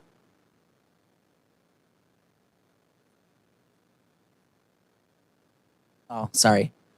Ben, Steve, Andy, how many of those have we put out for beyond that? Like, what percentage do we win? So it's kind of important that we track those numbers. Exactly. If numbers aren't tracked, they're not improved. And we only have a little over a year's worth of data. If you go to the weekly numbers, Adam, so we started tracking this a year ago. This is the number of bids that are sent out on a weekly basis. Again, these bids don't directly relate to all the PIFs that we win. These are the deals won by month, and you can see we're starting to track a lot of data that we can now improve upon. If you go back to the PIF, just scroll around a little bit. Don't worry, Judy, Kaylee, Kayla, we're not going to touch anything. We should be locked out of that entirely. You want to piss those girls off? Move one of those rows. You will be dead to them for at least 12 months. Actually, I recommend you take a couple days off because this little bit of sanity right here makes sense to 3 people, and they're in the back. And they're the only reason why you have some clue of what we're doing, that the NOI got done, that the SWIP got built, that Jessica and Derek and Ruth and everybody were able to do their job. I just thank you. Judy. I know that SWIP was where you always dreamed of ended up being, but this is her baby. It's better than brides. It's got to be a little bit better than weddings, just a little bit. Hey, can I mention one thing, Jake? Yeah. Historically, we started out, Silverleaf was a maintenance only company. Remember Steve's deck? One color maintenance. That That's was all all we we were. did. Then we took on install. Those are the easy things. Those are the really easy things. I mean, physically, it takes effort and you're sweating. And then it was like, hey, can you guys do inspections? Well, then it was like, ooh, now we're going to a different level. Then it's like, can you guys write your own SWIPs and pull your permits? Then it was like, holy cow, that's some expertise, because if you go to the EPA, can I defend that? With our team, we can defend it. I mean, we put Taylor, Tom, Kurt in a room with the EPA with a lot of confidence that our clients are protected. So you guys got to understand, when we took this on, when I say we about killed Kayla, she came in and we're like, manage this with an Excel spreadsheet and make sure that we don't miss anything, right? Renewals, make sure we don't miss, with hundreds of jobs, that they don't all renew on October 3rd. They're all over the place, right? Effort daily. So this is Every really, single really day. amazing. Like, mind blowing to me, guys. It's purple dust in the office all the time, because when I say we're implementing technology, thank goodness for Jake and Steve, who came in and said, hey, there's a better way of doing this, and really simple. So when we say 1,000 jobs, how are we going to do that with this group here without killing people? Yes, maintenance, install, inspectors, don't freak out. We will scale that so that we can do a good job. But we don't have to change the office, because we've got this nailed down. And technology, thank goodness we live in a time where we can do this and it's automated. And it's amazing because nobody else is doing this. Carrie helped pioneer the dewatering. Taylor came in and really strengthened it. And I get feedback from them all the time. Our competition is trailing them. Like, they'll show up on a job and say, hey, Carrie, show me how you're doing this. And I'm like, Carrie better kick him to the curb. But the reality is, people are watching what we're doing, right? We put our logo on the silt fence. Guess who else puts their logo on the silt fence? So our competition's watching, and they're trying to do this. And this has taken a couple years to implement. And this is really trial and error and a lot of frustration. And I'm really glad we have so many people that actually come to work every day, because we really could have chased a lot of people off. But this is client information or client feedback. How do we get our jobs up and running quicker? How do we get the information from Steve and his team to Jason and his team with all the correct stuff showing up on a sign? I mean, you guys look at that sign and think, oh, it's just a stupid little sign. But the amount of effort to get that information correct and on the site is critical. And it took a lot of time and effort. And this technology is a huge part of it. Switch to guide real quick. So that beautiful little thing has 9 jobs in it. You wouldn't think that took about 40 hours a week for the last 2 months to get to those 9 jobs. But that's how we now track HubSpot's sales. That's where it started. A PIF gets filled out. That immediately triggers Kaylee, who is the director of project management, who spins up a project now in Guide CX. Go ahead and click on one of the projects, Adam. This right here is the most simple version of what we do now as a company. Every single one of these boxes, tasks, however you want to look at it, this is somebody's job and responsibility for the life cycle on the most basic, simple form of what we're able to provide. This is the only way we get to do 1,000, 2,000. It's the only way we're going to manage the 700 planes that Kaylee has in the air right now.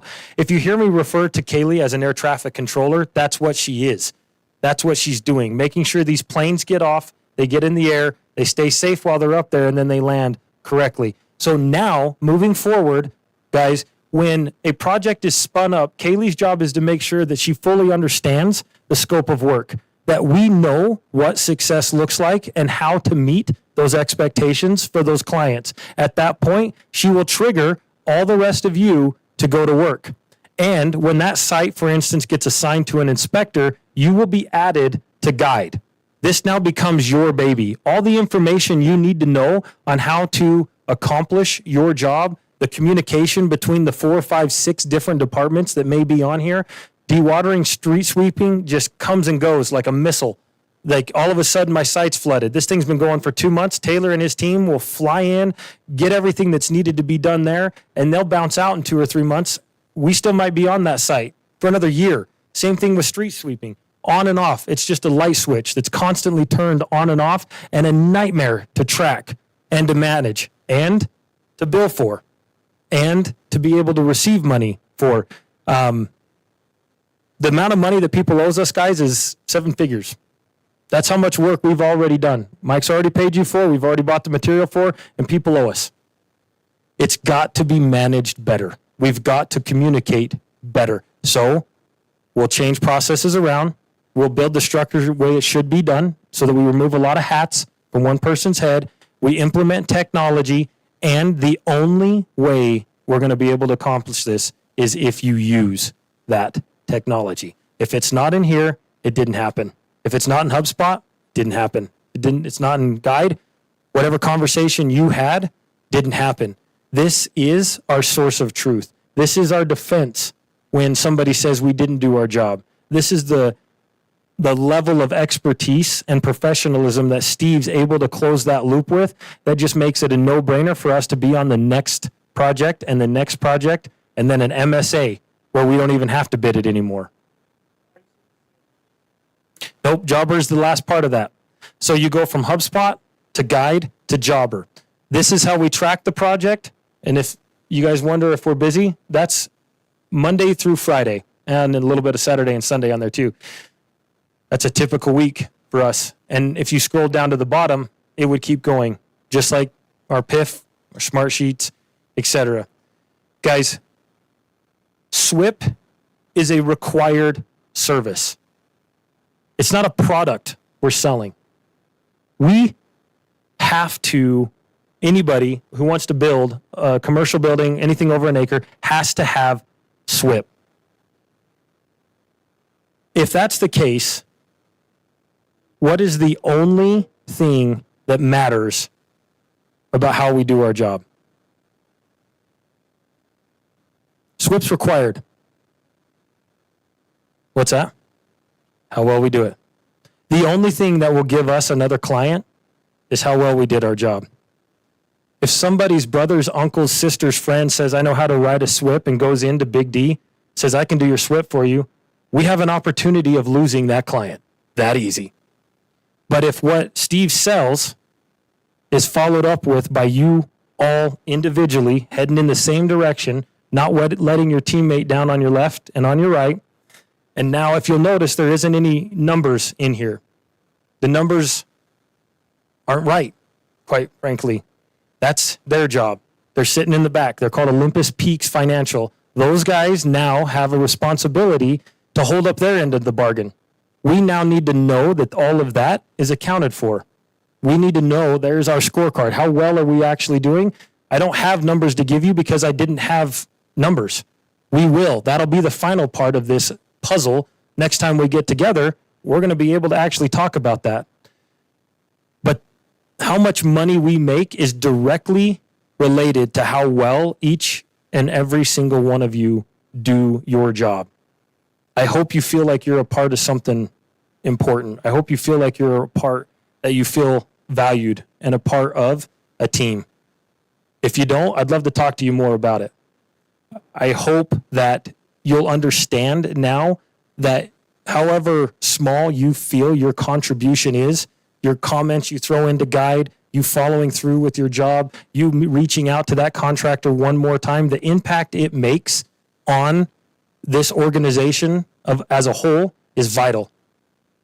There's no version of us succeeding. There's no version of us staying number one in an industry that is required unless we're all willing to show up every day, put our head down that direction, do some of the hard stuff our competitors are not willing to do so that we don't become complacent and crack that door for some competitor to jump in. There's some SWIP device company in St. George that they're the round girls in boxing down in Vegas every day, and then they sell SWIPs in St. George during the week. They're in Vegas on the weekend. That's our competitor right now. They'll lose it, guys. We'll lose to those people if we're not providing a better service. That's why Charlie wants to switch our name. No, we are not SWPP Pimps, whatever you had in mind there. I'm going to turn the mic over to Bo. About 11:45-ish. Yeah, we're 11:17. So 11:45, right around there. Bo's going to wrap up. We're going to go to lunch. Lunch will be ready at noon. It's 3 minutes away. So when Bo's done, we'll just break, head over to lunch. Really, really, really appreciate you being here on a whim. No benefit to him whatsoever, but I believe his story of being part of a team and the individual impact of being part of a team really resonated, and on a whim, we got Bo. Thanks, man. Hey, yeah, thanks for having me. And this is definitely beneficial for me in a lot of ways. Please keep that up there, by the way, the buffalo in the background. It's been really inspiring and energizing being here and listening to Steve and Mike and Jake and everyone kind of share where you are, where you've been, where you're going. It gets me all fired up. I kind of want to maybe leave my company and join you guys at some point, just given the energy, just given the good vibes I'm feeling. Before I dive into my story and kind of what I want to talk about, I got a quick thing that I just want to confirm from my good friend Steve Pulver. So Steve and I went to high school together. I looked up to him. He was a couple years older than I was. And knowing Steve, I'm certain that he has nonstop bragged about his football abilities to everybody in this room, probably in group settings, certainly one-on-one. And as painful as it is for me to confirm, it's all true. He was a phenomenal football player. He was an unbelievable athlete, and he started out as a kicker, and that's how he ended up playing in college too. Far too good of an athlete to be a kicker. So as obnoxious as he can be, and he's a phenomenal salesperson, obviously, he does speak the truth. So Steve was as good of an athlete, as good a football player as he's made himself out to be. I'm also I'm really excited to be here for a lot of reasons. This company, when I talked to Steve initially and had a chance to chat with Jake, you guys are in such an exciting time, such an inflection point after, you've got this great track record and this great history, but it still feels like even after growing from 15 to 70 people that you're just starting to scratch the surface of your potential. And that's there's nothing better than being part of a team and an organization that's right on the cusp of that. And I've been really lucky throughout my life to be a part of a lot of really incredible teams, sports teams, companies that had really incredible winning cultures that set goals and went out and achieved those goals and even exceeded them. And I feel really grateful for the lessons I learned, the leaders I learned from, guys like Steve, who was a couple years older. I learned a lot from him, other coaches and mentors, bosses, people that hired me and trained me and mentored me. I learned a lot from them. And on the flip side of that, I also have had a handful of experiences being a part of teams and cultures that were the opposite of that, that were negative environments, toxic cultures. The leaders, the mentors, the coaches weren't effective. And I'm actually the equally, if not more, grateful for those experiences on those losing teams, those losing cultures, those losing organizations, as I am for the positive ones, because of what it taught me about myself, and what I learned about how important and impactful my individual actions are to the potential broader outcome of the team and the people around me. And I'm going to share a couple stories about that. But before I do, I wanted to share a quick story from my childhood. That was my first experience with how powerful being a part of a team can be. When I was in first and second grade, I was part of perhaps the best first and second grade rec league soccer team in the history of Utah. I was not a major contributor to that team. I was a pretty apprehensive kid. Wasn't super aggressive, but all my good buddies, Hansine and Bennett, those guys, Steve knows all of them, they were savages at a very young age. And we, this was like YMCA Rec League, but we took it seriously like it was the World Cup. And 2 years in a row, undefeated, never won a game by less than 10 goals, and thought we were the greatest thing to ever happen to soccer in the state of Utah. Again, I was along for the ride. After that second grade season, my dad comes up to me right before the soccer season starts and said, "Hey, Bo, I just found out that all of your buddies, all those savages, those super aggressive, great soccer players have decided not to play soccer this year and they're going to play tackle football. What do you think? Do you want to play tackle football?" And as somebody, again, who was kind of anxious and hadn't really found my way in sports yet, the idea of that kind of change, putting on a helmet and shoulder pads and getting hit hard was not particularly appealing. So I said, you know what, I'm going to stick with soccer. He said fine. He was super supportive. So had that first week of soccer practice, had our first game on Saturday. I was big and, again, not aggressive, so they stuck me in at goalie. And we lost that game 10-0. I gave up 10 goals. And on the drive home, my dad was always really good at this stuff. He was really subtle. He was like, hey, I'm not so sure this soccer team is going to be the same experience as last year. And I'm just wondering if maybe we should revisit the idea of football while all your buddies are playing. And he did it in a roundabout way to make it feel like it was my idea. And by the end of that car ride, I had agreed that, okay, let's give football a shot. So I was a week late to football practices because I'd played soccer that first week. So got my helmet and shoulder pads over the weekend, went to practice Monday night, and ran into a buzzsaw of adversity for the first time in my young life. My parents are both doctors. My dad's a medical doctor. My mom has her PhD in creative writing. Grew up in a very nice, very safe neighborhood. And up to that point in my life as an 8-year-old, the closest thing I'd faced to adversity was like I was playing with my toys and my parents said I had to clean my room. And like that was really hard for me. And so going to this football practice was the first experience I ever had of actually feeling real physical pain, getting yelled at and berated by coaches because I wasn't giving good enough effort. I wasn't paying attention. I wasn't listening, wasn't doing the drills right. Every time I made a mistake, they tell me to hit the fence and come back. And that whole practice, I'm in tears, just constant, steady stream of tears, feeling physical pain, feeling emotional, mental pain. And it was by far the hardest thing that I'd ever been through. And after that practice, my dad's there waiting for me, and I go to him, and he's doing his best to calm me down, but I am like hyperventilating. It's been, the hardest 90 minutes of my life. And while I'm sitting there trying to calm me down, a couple of my good buddies came over. And in hindsight, I imagine there was an adult that played a role in this, maybe a coach or one of their parents. But they came over to me, and they just were super encouraging. They're like, dude, bro, you did such a great job. We all felt the same way at our first practice last week. Don't worry about it. You did great. Can't wait for you to come back tomorrow. You did a great job, man. And I was not in an emotional state to really accept that kind of feedback, but I just kind of said thanks. And then my dad kind of shuffled me away to the car. Went home, had a quick dinner, showered, got in bed, and I was laying there. And this is a really vivid memory. I think you guys all have maybe one or two memories from your childhood where it's like, it's almost out of body. I can see myself in my bed, laying down, looking up at the ceiling, and just like running through that day, running through that practice. And I'm still kind of pretty, hopped up on emotions and adrenaline. And I'm sitting there laying, and it's this this feeling that was so strong that I still can feel it right now. This memory of laying there, looking at the ceiling, and thinking, I want to go back. I want to prove to my teammates, to my buddies, I want to prove to myself that I can do this. That this hard thing that's in front of me is something that I can accomplish, that I can overcome. And I know for a fact that if it weren't for my friends coming up after that practice and patting me on the back and giving me that encouragement, that I would not have had that feeling. And so that was an introduction for me of the power that a teammate can have on the people around them. And that was the start of what ended up being an incredible kind of career and experience playing football for me. So I was lucky a couple of years of football and getting used to the game.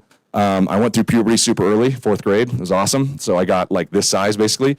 Not this weight, but this height, and got fast and had a lot of success. My Little League team won 5 championships. My high school team won back-to-back region championships my junior and senior year. And because I got big and fast and strong pretty early, especially in those later years in high school, football kind of came easy to me. Utah, I was talking to Steve and maybe Kurt earlier and Mike about the landscape of high school football in Utah has changed a lot since I was in high school. My senior year, I was one of 10 guys that got a Division I scholarship offer. And I'm like 99% sure that Lone Peak had 10 guys get a scholarship offer last year. And so the state itself, the talent level is so much better now. So back then for me, it benefited me a lot because on most of the time on game day, I was one of the bigger, faster, stronger athletes on the field. And so I thought I was a big deal. I had a great high school career. We made a deep run in the playoffs my senior year. I was voted a captain my junior, senior year. And I thought that I was a phenomenal athlete, a top 0.001% athlete. I thought I was a great leader. I thought I was a great teammate. And I got this scholarship offer from Stanford. It was the stars aligned in a way for me to get there. My parents went there, and I attended their summer camp, It's the only camp I attended. It's the only school that offered me a scholarship. It's the only school I applied to, only school I got admitted to. So again, the stars aligned in a way for me to get there. And I showed up on campus again, thinking like I'm a big deal. And my goodness, did I get brought back down to earth really, really quickly. So after 2 or 3 practices at Stanford, I called my mom in tears again. That's going to be a theme here. And I'm riding my bike, another vivid memory, riding my bike back to my dorm after practice. I call my mom. I said, Mom, they made a mistake. I do not belong here. I am not good enough. I'm not big enough. I'm not strong enough. I'm not fast enough. I run a 4.7 40. All the guys in my position, all the receivers, I played safety. All the guys, the receivers I go against, the running backs, they all run 4.4, 4.5. I do not belong here. I am not good enough. And that negativity, it compounded over time. And I had this internal dialogue of negativity, and then it was also reinforced externally. So when I arrived at Stanford, it was during a kind of a dark time, a downtime in the program. When I got to campus, we were coming off of our 4th losing season in a row. The coaching staff that recruited me actually got fired before I got there, so we had a new coaching staff came in. And that coaching staff, for that moment in time at Stanford, was not the right fit. They were drill sergeants. They were super negative, and all they did was beat us down and beat us down and beat us down. And when you combine a locker room full of guys who had not experienced a winning season with that kind of negativity, you get this perfect storm of a toxic losing culture. And that locker room with the senior leaders was nothing but finger pointing, complaining. Every time we had a workout, everyone was dreading, the fact we had to go do a conditioning workout. And me as a young, 18-year-old impressionable freshman who was already lacking confidence, that's all I needed to go further down the rabbit hole. And so my first 2 seasons, college football strength and conditioning schedules are really intense. And we had some really, really intense strength and conditioning coaches who would run us to death. And those first two seasons, I took dead last in every single conditioning drill for my position group. Dead last. I often missed my times. And you know what happens when players miss times? The whole team has to run. So if you talk about trust, building trust with teammates, I was a liability that my teammates did not trust that I could do anything. They weren't encouraging me. They were berating me and telling me, don't screw this up. Don't miss the time again. And I'm back in the back of the line, struggling to dive across the finish line to finish every single conditioning drill. And that, again, that constant negative speak in my head, negative talk, it translated to my performance on the actual football field as well. I had no confidence. I didn't know where to line up. I didn't trust myself to know my job. I didn't trust myself to make the tackle, to make the play. I missed tackles. I missed opportunities to make plays because I was constantly, every play I was worried before the play even started that I was going to make a mistake. And this is going to come as a shock to you, but that losing culture, that losing environment didn't translate to a lot of wins for us on the field. My first year I redshirted, we went 5-6. My second year, we went 1-11. So we had 1 win, 11 losses. It was the worst season in Stanford football history. And what typically happens when you have a season so bad is that staff also got fired. So they were there for 2 years, and a new coaching staff came in. That staff, if anyone's football fans, NFL or college, was led by, the new coaching staff came in by a guy named Jim Harbaugh. So Jim was an NFL quarterback for a long time, had some low assistant jobs in the NFL before getting the head coaching job at the University of San Diego, was there for 3 seasons, and then got the Stanford job. He was a relatively unproven, young, hungry coach. And he showed up on campus, and he did what any great leader would do. And he did a lot of actually what Jake and Mike and Steve and everyone were talking about today, which is he set the expectation. He came in and set the standard for what we were setting out to achieve as a team. And in the very first team meeting, he doesn't even go into introductions. He doesn't say, hey, here's our new defensive coordinator. He just walks in and he puts up this paper on the projector. And it says, those who stay will be champions. And he says, listen, guys, I know everyone in this room has never experienced a winning season at Stanford. All of you have done nothing but lose since you got here. And I know it's hard to envision what building a winning team can be. But I'm telling you right now that this group of people in this room, these coaches and these players, we are here at Stanford to compete for national championships. And if you don't believe we can do that, you can keep your scholarship, but we don't want you a part of this football team. And I remember sitting in the back kind of getting chills like that shit sound. I'm sorry, can I swear? That sounds awesome.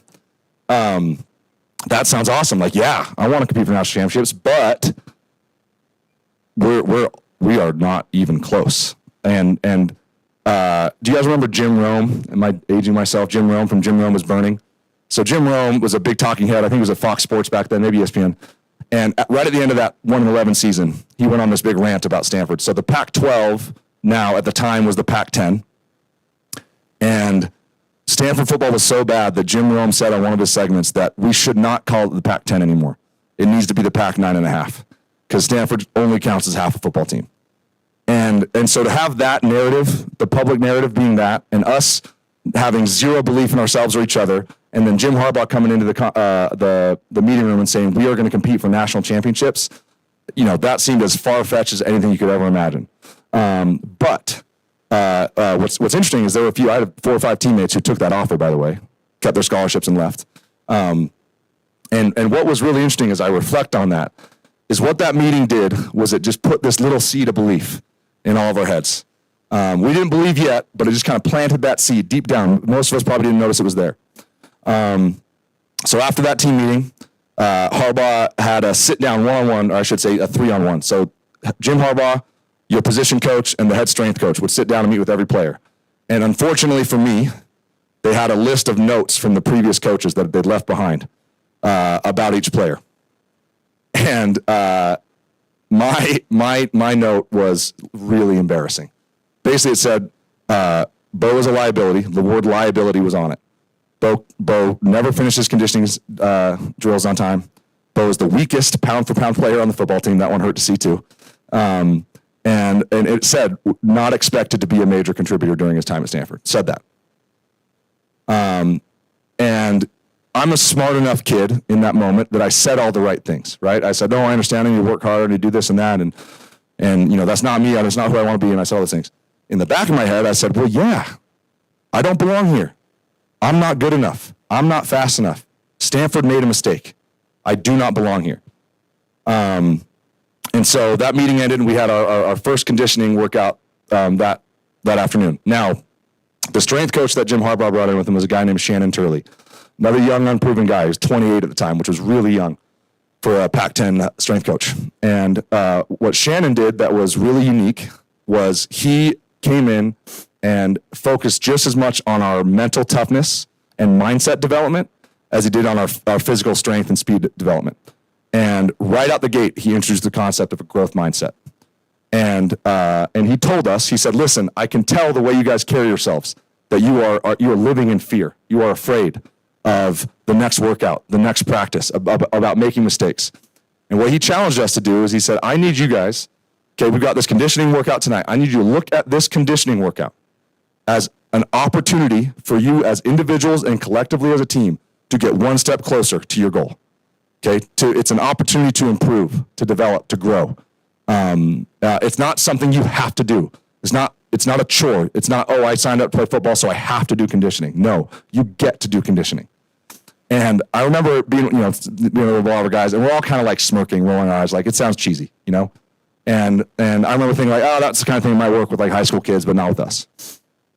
And that first conditioning workout, for me, nothing changed. Dead last in every drill. The only thing that changed is I had a different set of strength coaches yelling at me the whole time to finish, and all the same teammates yelling at me not to miss my times. And we had conditioning Monday, Wednesday, Friday.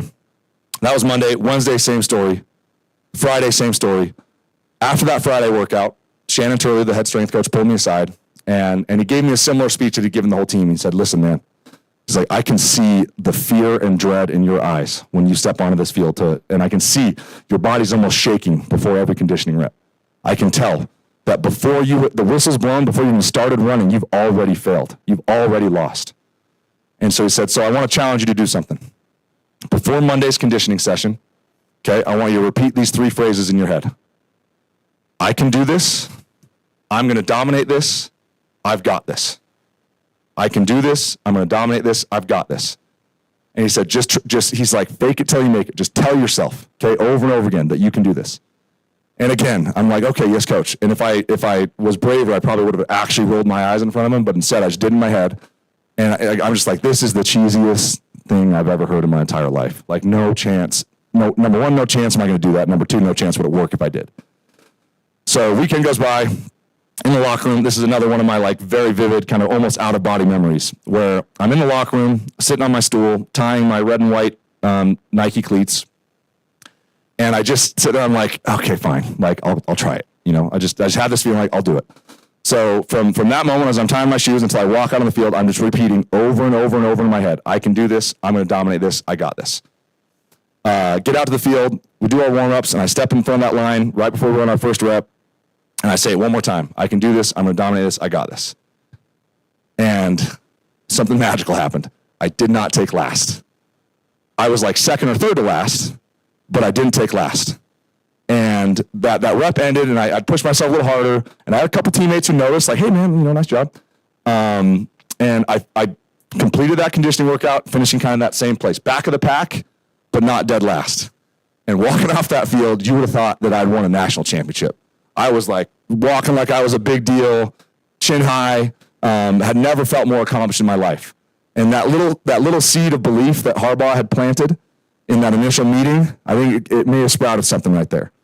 And so instead of that next workout on Wednesday, usually what would happen is the second Monday was over, the second I finished my last rep, I was already worried about Wednesday, already in that negative spiral.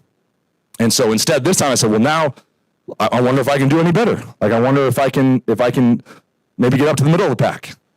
So Wednesday rolls around, same exact thing. As I'm tying my cleats up, those same three phrases. I can do this. I'm going to dominate this. I've got this. Conditioning drill starts, up on the line one more time. I can do this. I'm going to dominate this. I got this. Push myself harder than I ever had. Soundly, squarely in the middle of the pack every rep. And I'm looking right and left, and there's a 4.4 40 guy right there, a 4.5 40 guy right there, maybe a 4.3 guy still up ahead of me. But I'm looking around at my peers, and I'm like, well, wait a second. I had convinced myself for years that I simply was not fast enough to be at the front of the pack and run with these guys during conditioning. I ran a 4.7 40. They ran a 4.5. It's math. Like, I'm not as fast. But here I was running with them. And so that session ended, and that's when the real change started happening, because I had already achieved now in back-to-back conditioning drills things that I thought were I believed deep down in my core were impossible for me to achieve. And here I was doing them. And so I told myself, and I obsessed over it, I said, next conditioning, I'm going to win at least one rep. And for 2 days leading up to it, it's all I thought about. And instead of saying, I can do this, I'm going to dominate this, I've got this, I just kept telling myself, I'm going to win this first rep. I'm going to win this first rep. And it just so happened, I think anybody who played sports, there's certain conditioning drills that like really, for you individually, personally, like are really hard. This drill, we ran 6 300-yard sprints, and it's a little kind of course around the field. Your skill group, so receivers, running backs, safeties, corners, had to run it in 55 seconds or less. And the only rest you got, you'd run around, walk back to the finish line, and then do it again. Up to that date, that had been by far the hardest for me. I missed half the times, always had made my teammates have to run. And so that was the workout that we had ahead of us on Friday.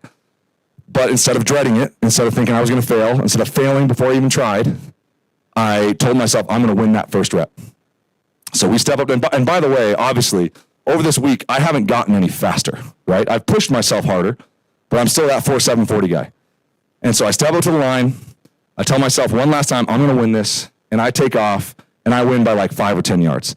And again, my teammates follow me, and they're all high-fiving me, getting fired up. The head strength coach calls me out in front of everybody, shows me some love. And after that rep, I never lost. I took first place in every single conditioning rep the rest of my career. And I don't say that in a braggadocious way. I say that because nothing had changed physically for me. Not one thing. I hadn't lost any weight. I hadn't improved my 40 time. The only thing that changed was my belief in myself. And what that moment, that week, that coach pulling me aside, that week of focusing on my mindset, completely changed the trajectory of my life. I went from thinking I was never going to see the field to earning a starting job that year. The following season, I was voted as a captain by my teammates. And that part gets me really emotional because it's one of the proudest things I've ever achieved on an individual basis. And I just know, I think back to that 18, 19-year-old Bo who got to Stanford and was constantly telling himself that he wasn't good enough.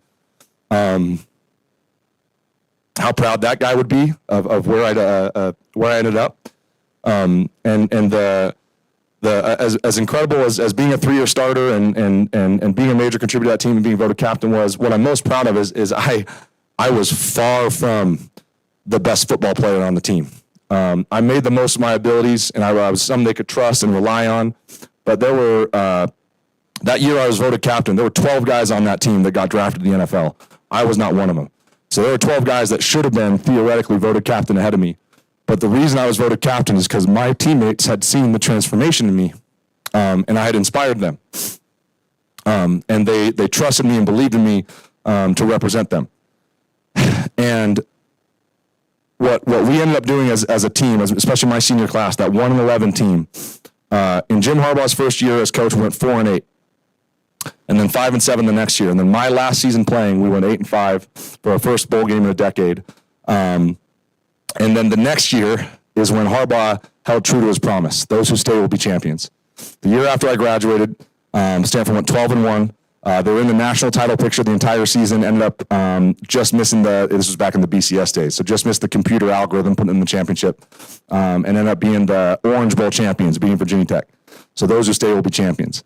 And I'm forever grateful for being a part of that experience, because I learned very firsthand that I can be part of the problem if I'm not careful, that I can fall into that trap of negative thinking. But I can also be part of the solution. And what I learned is how impactful every single person is in an organization when it comes to impacting and influencing that company's culture, that team's culture. And Jake said it a few different times. I don't think most people realize and recognize just how influential they are with the company they work at. Every conversation you have with a teammate, every task you perform, every question you ask has an influence on the people around you.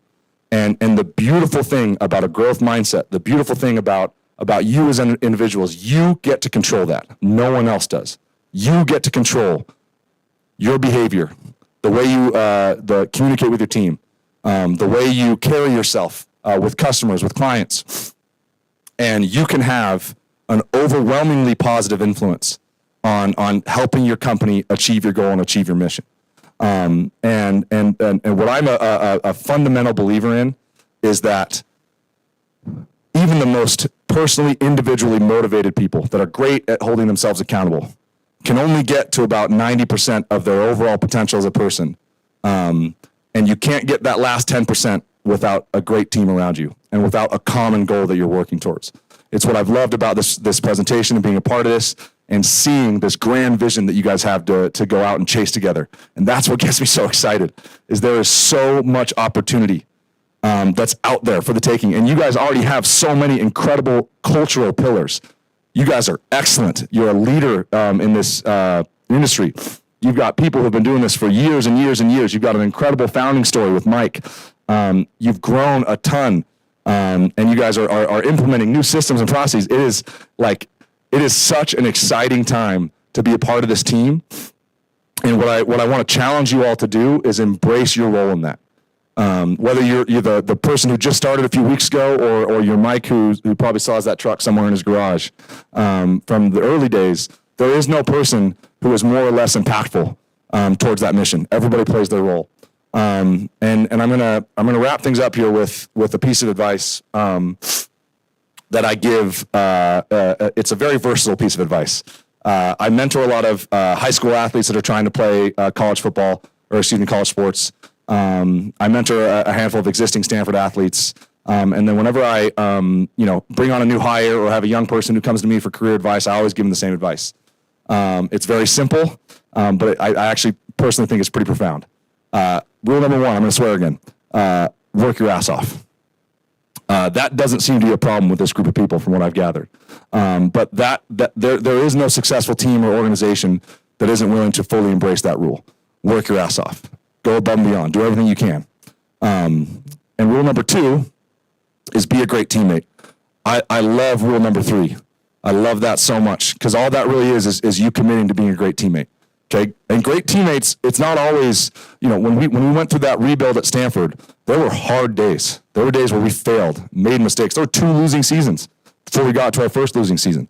And great teammates are willing to hold each other accountable, call each other out when they're not living up to the standard, encourage them when they need to hear it, be reliable, be willing to have your teammates trust you, and continue to be a positive influence on the people around you. And if you do those 2 things, okay, if you work your ass off and you focus on being a great teammate, then the rest takes care of itself. All right. So the last thing I'll say, and what's funny is you guys have already achieved so much that it feels like you're almost like on to your next championship. But I believe, based on what I've seen today, and the leadership here of this team, that those people in this room, those who stay, you guys will be champions. If you commit to those things, commit to each other, and keep building what you're building. So thank you so much for having me.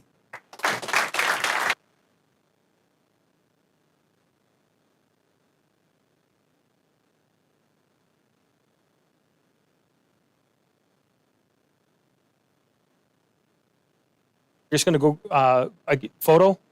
Is that what you wanted, Adam? Yes. Here, why don't you go? All right. So yes, thank you both so much. So judging on this side of this bench, I'm not liking how it's stable. So we're gonna do a group photo real quick on this back wall. So we're gonna move those little things up, just flip them up. They just go up. And then as soon as we're done with that, we're going to head over to Jack and Jill's for the address. So just so you guys can put that in here in just a second. And then if I have not gotten your individual photo, make sure you see me before so we can take that. So let's go ahead and move to that back wall, that back tier there.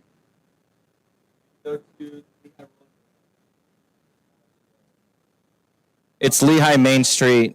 Yeah, Lehigh Main Street exit. That's where Missy's gone because she's taking care of food right now. So before you throw on all your jackets and everything, just come up here.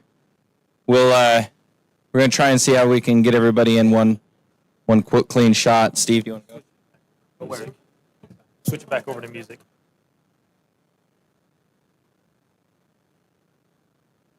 No worries about your vests, guys, because they'll end up.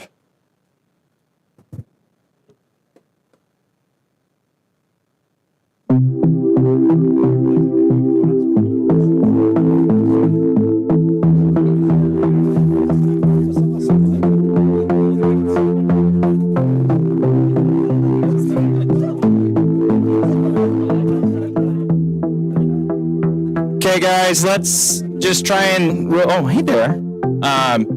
Try and get together. What on earth?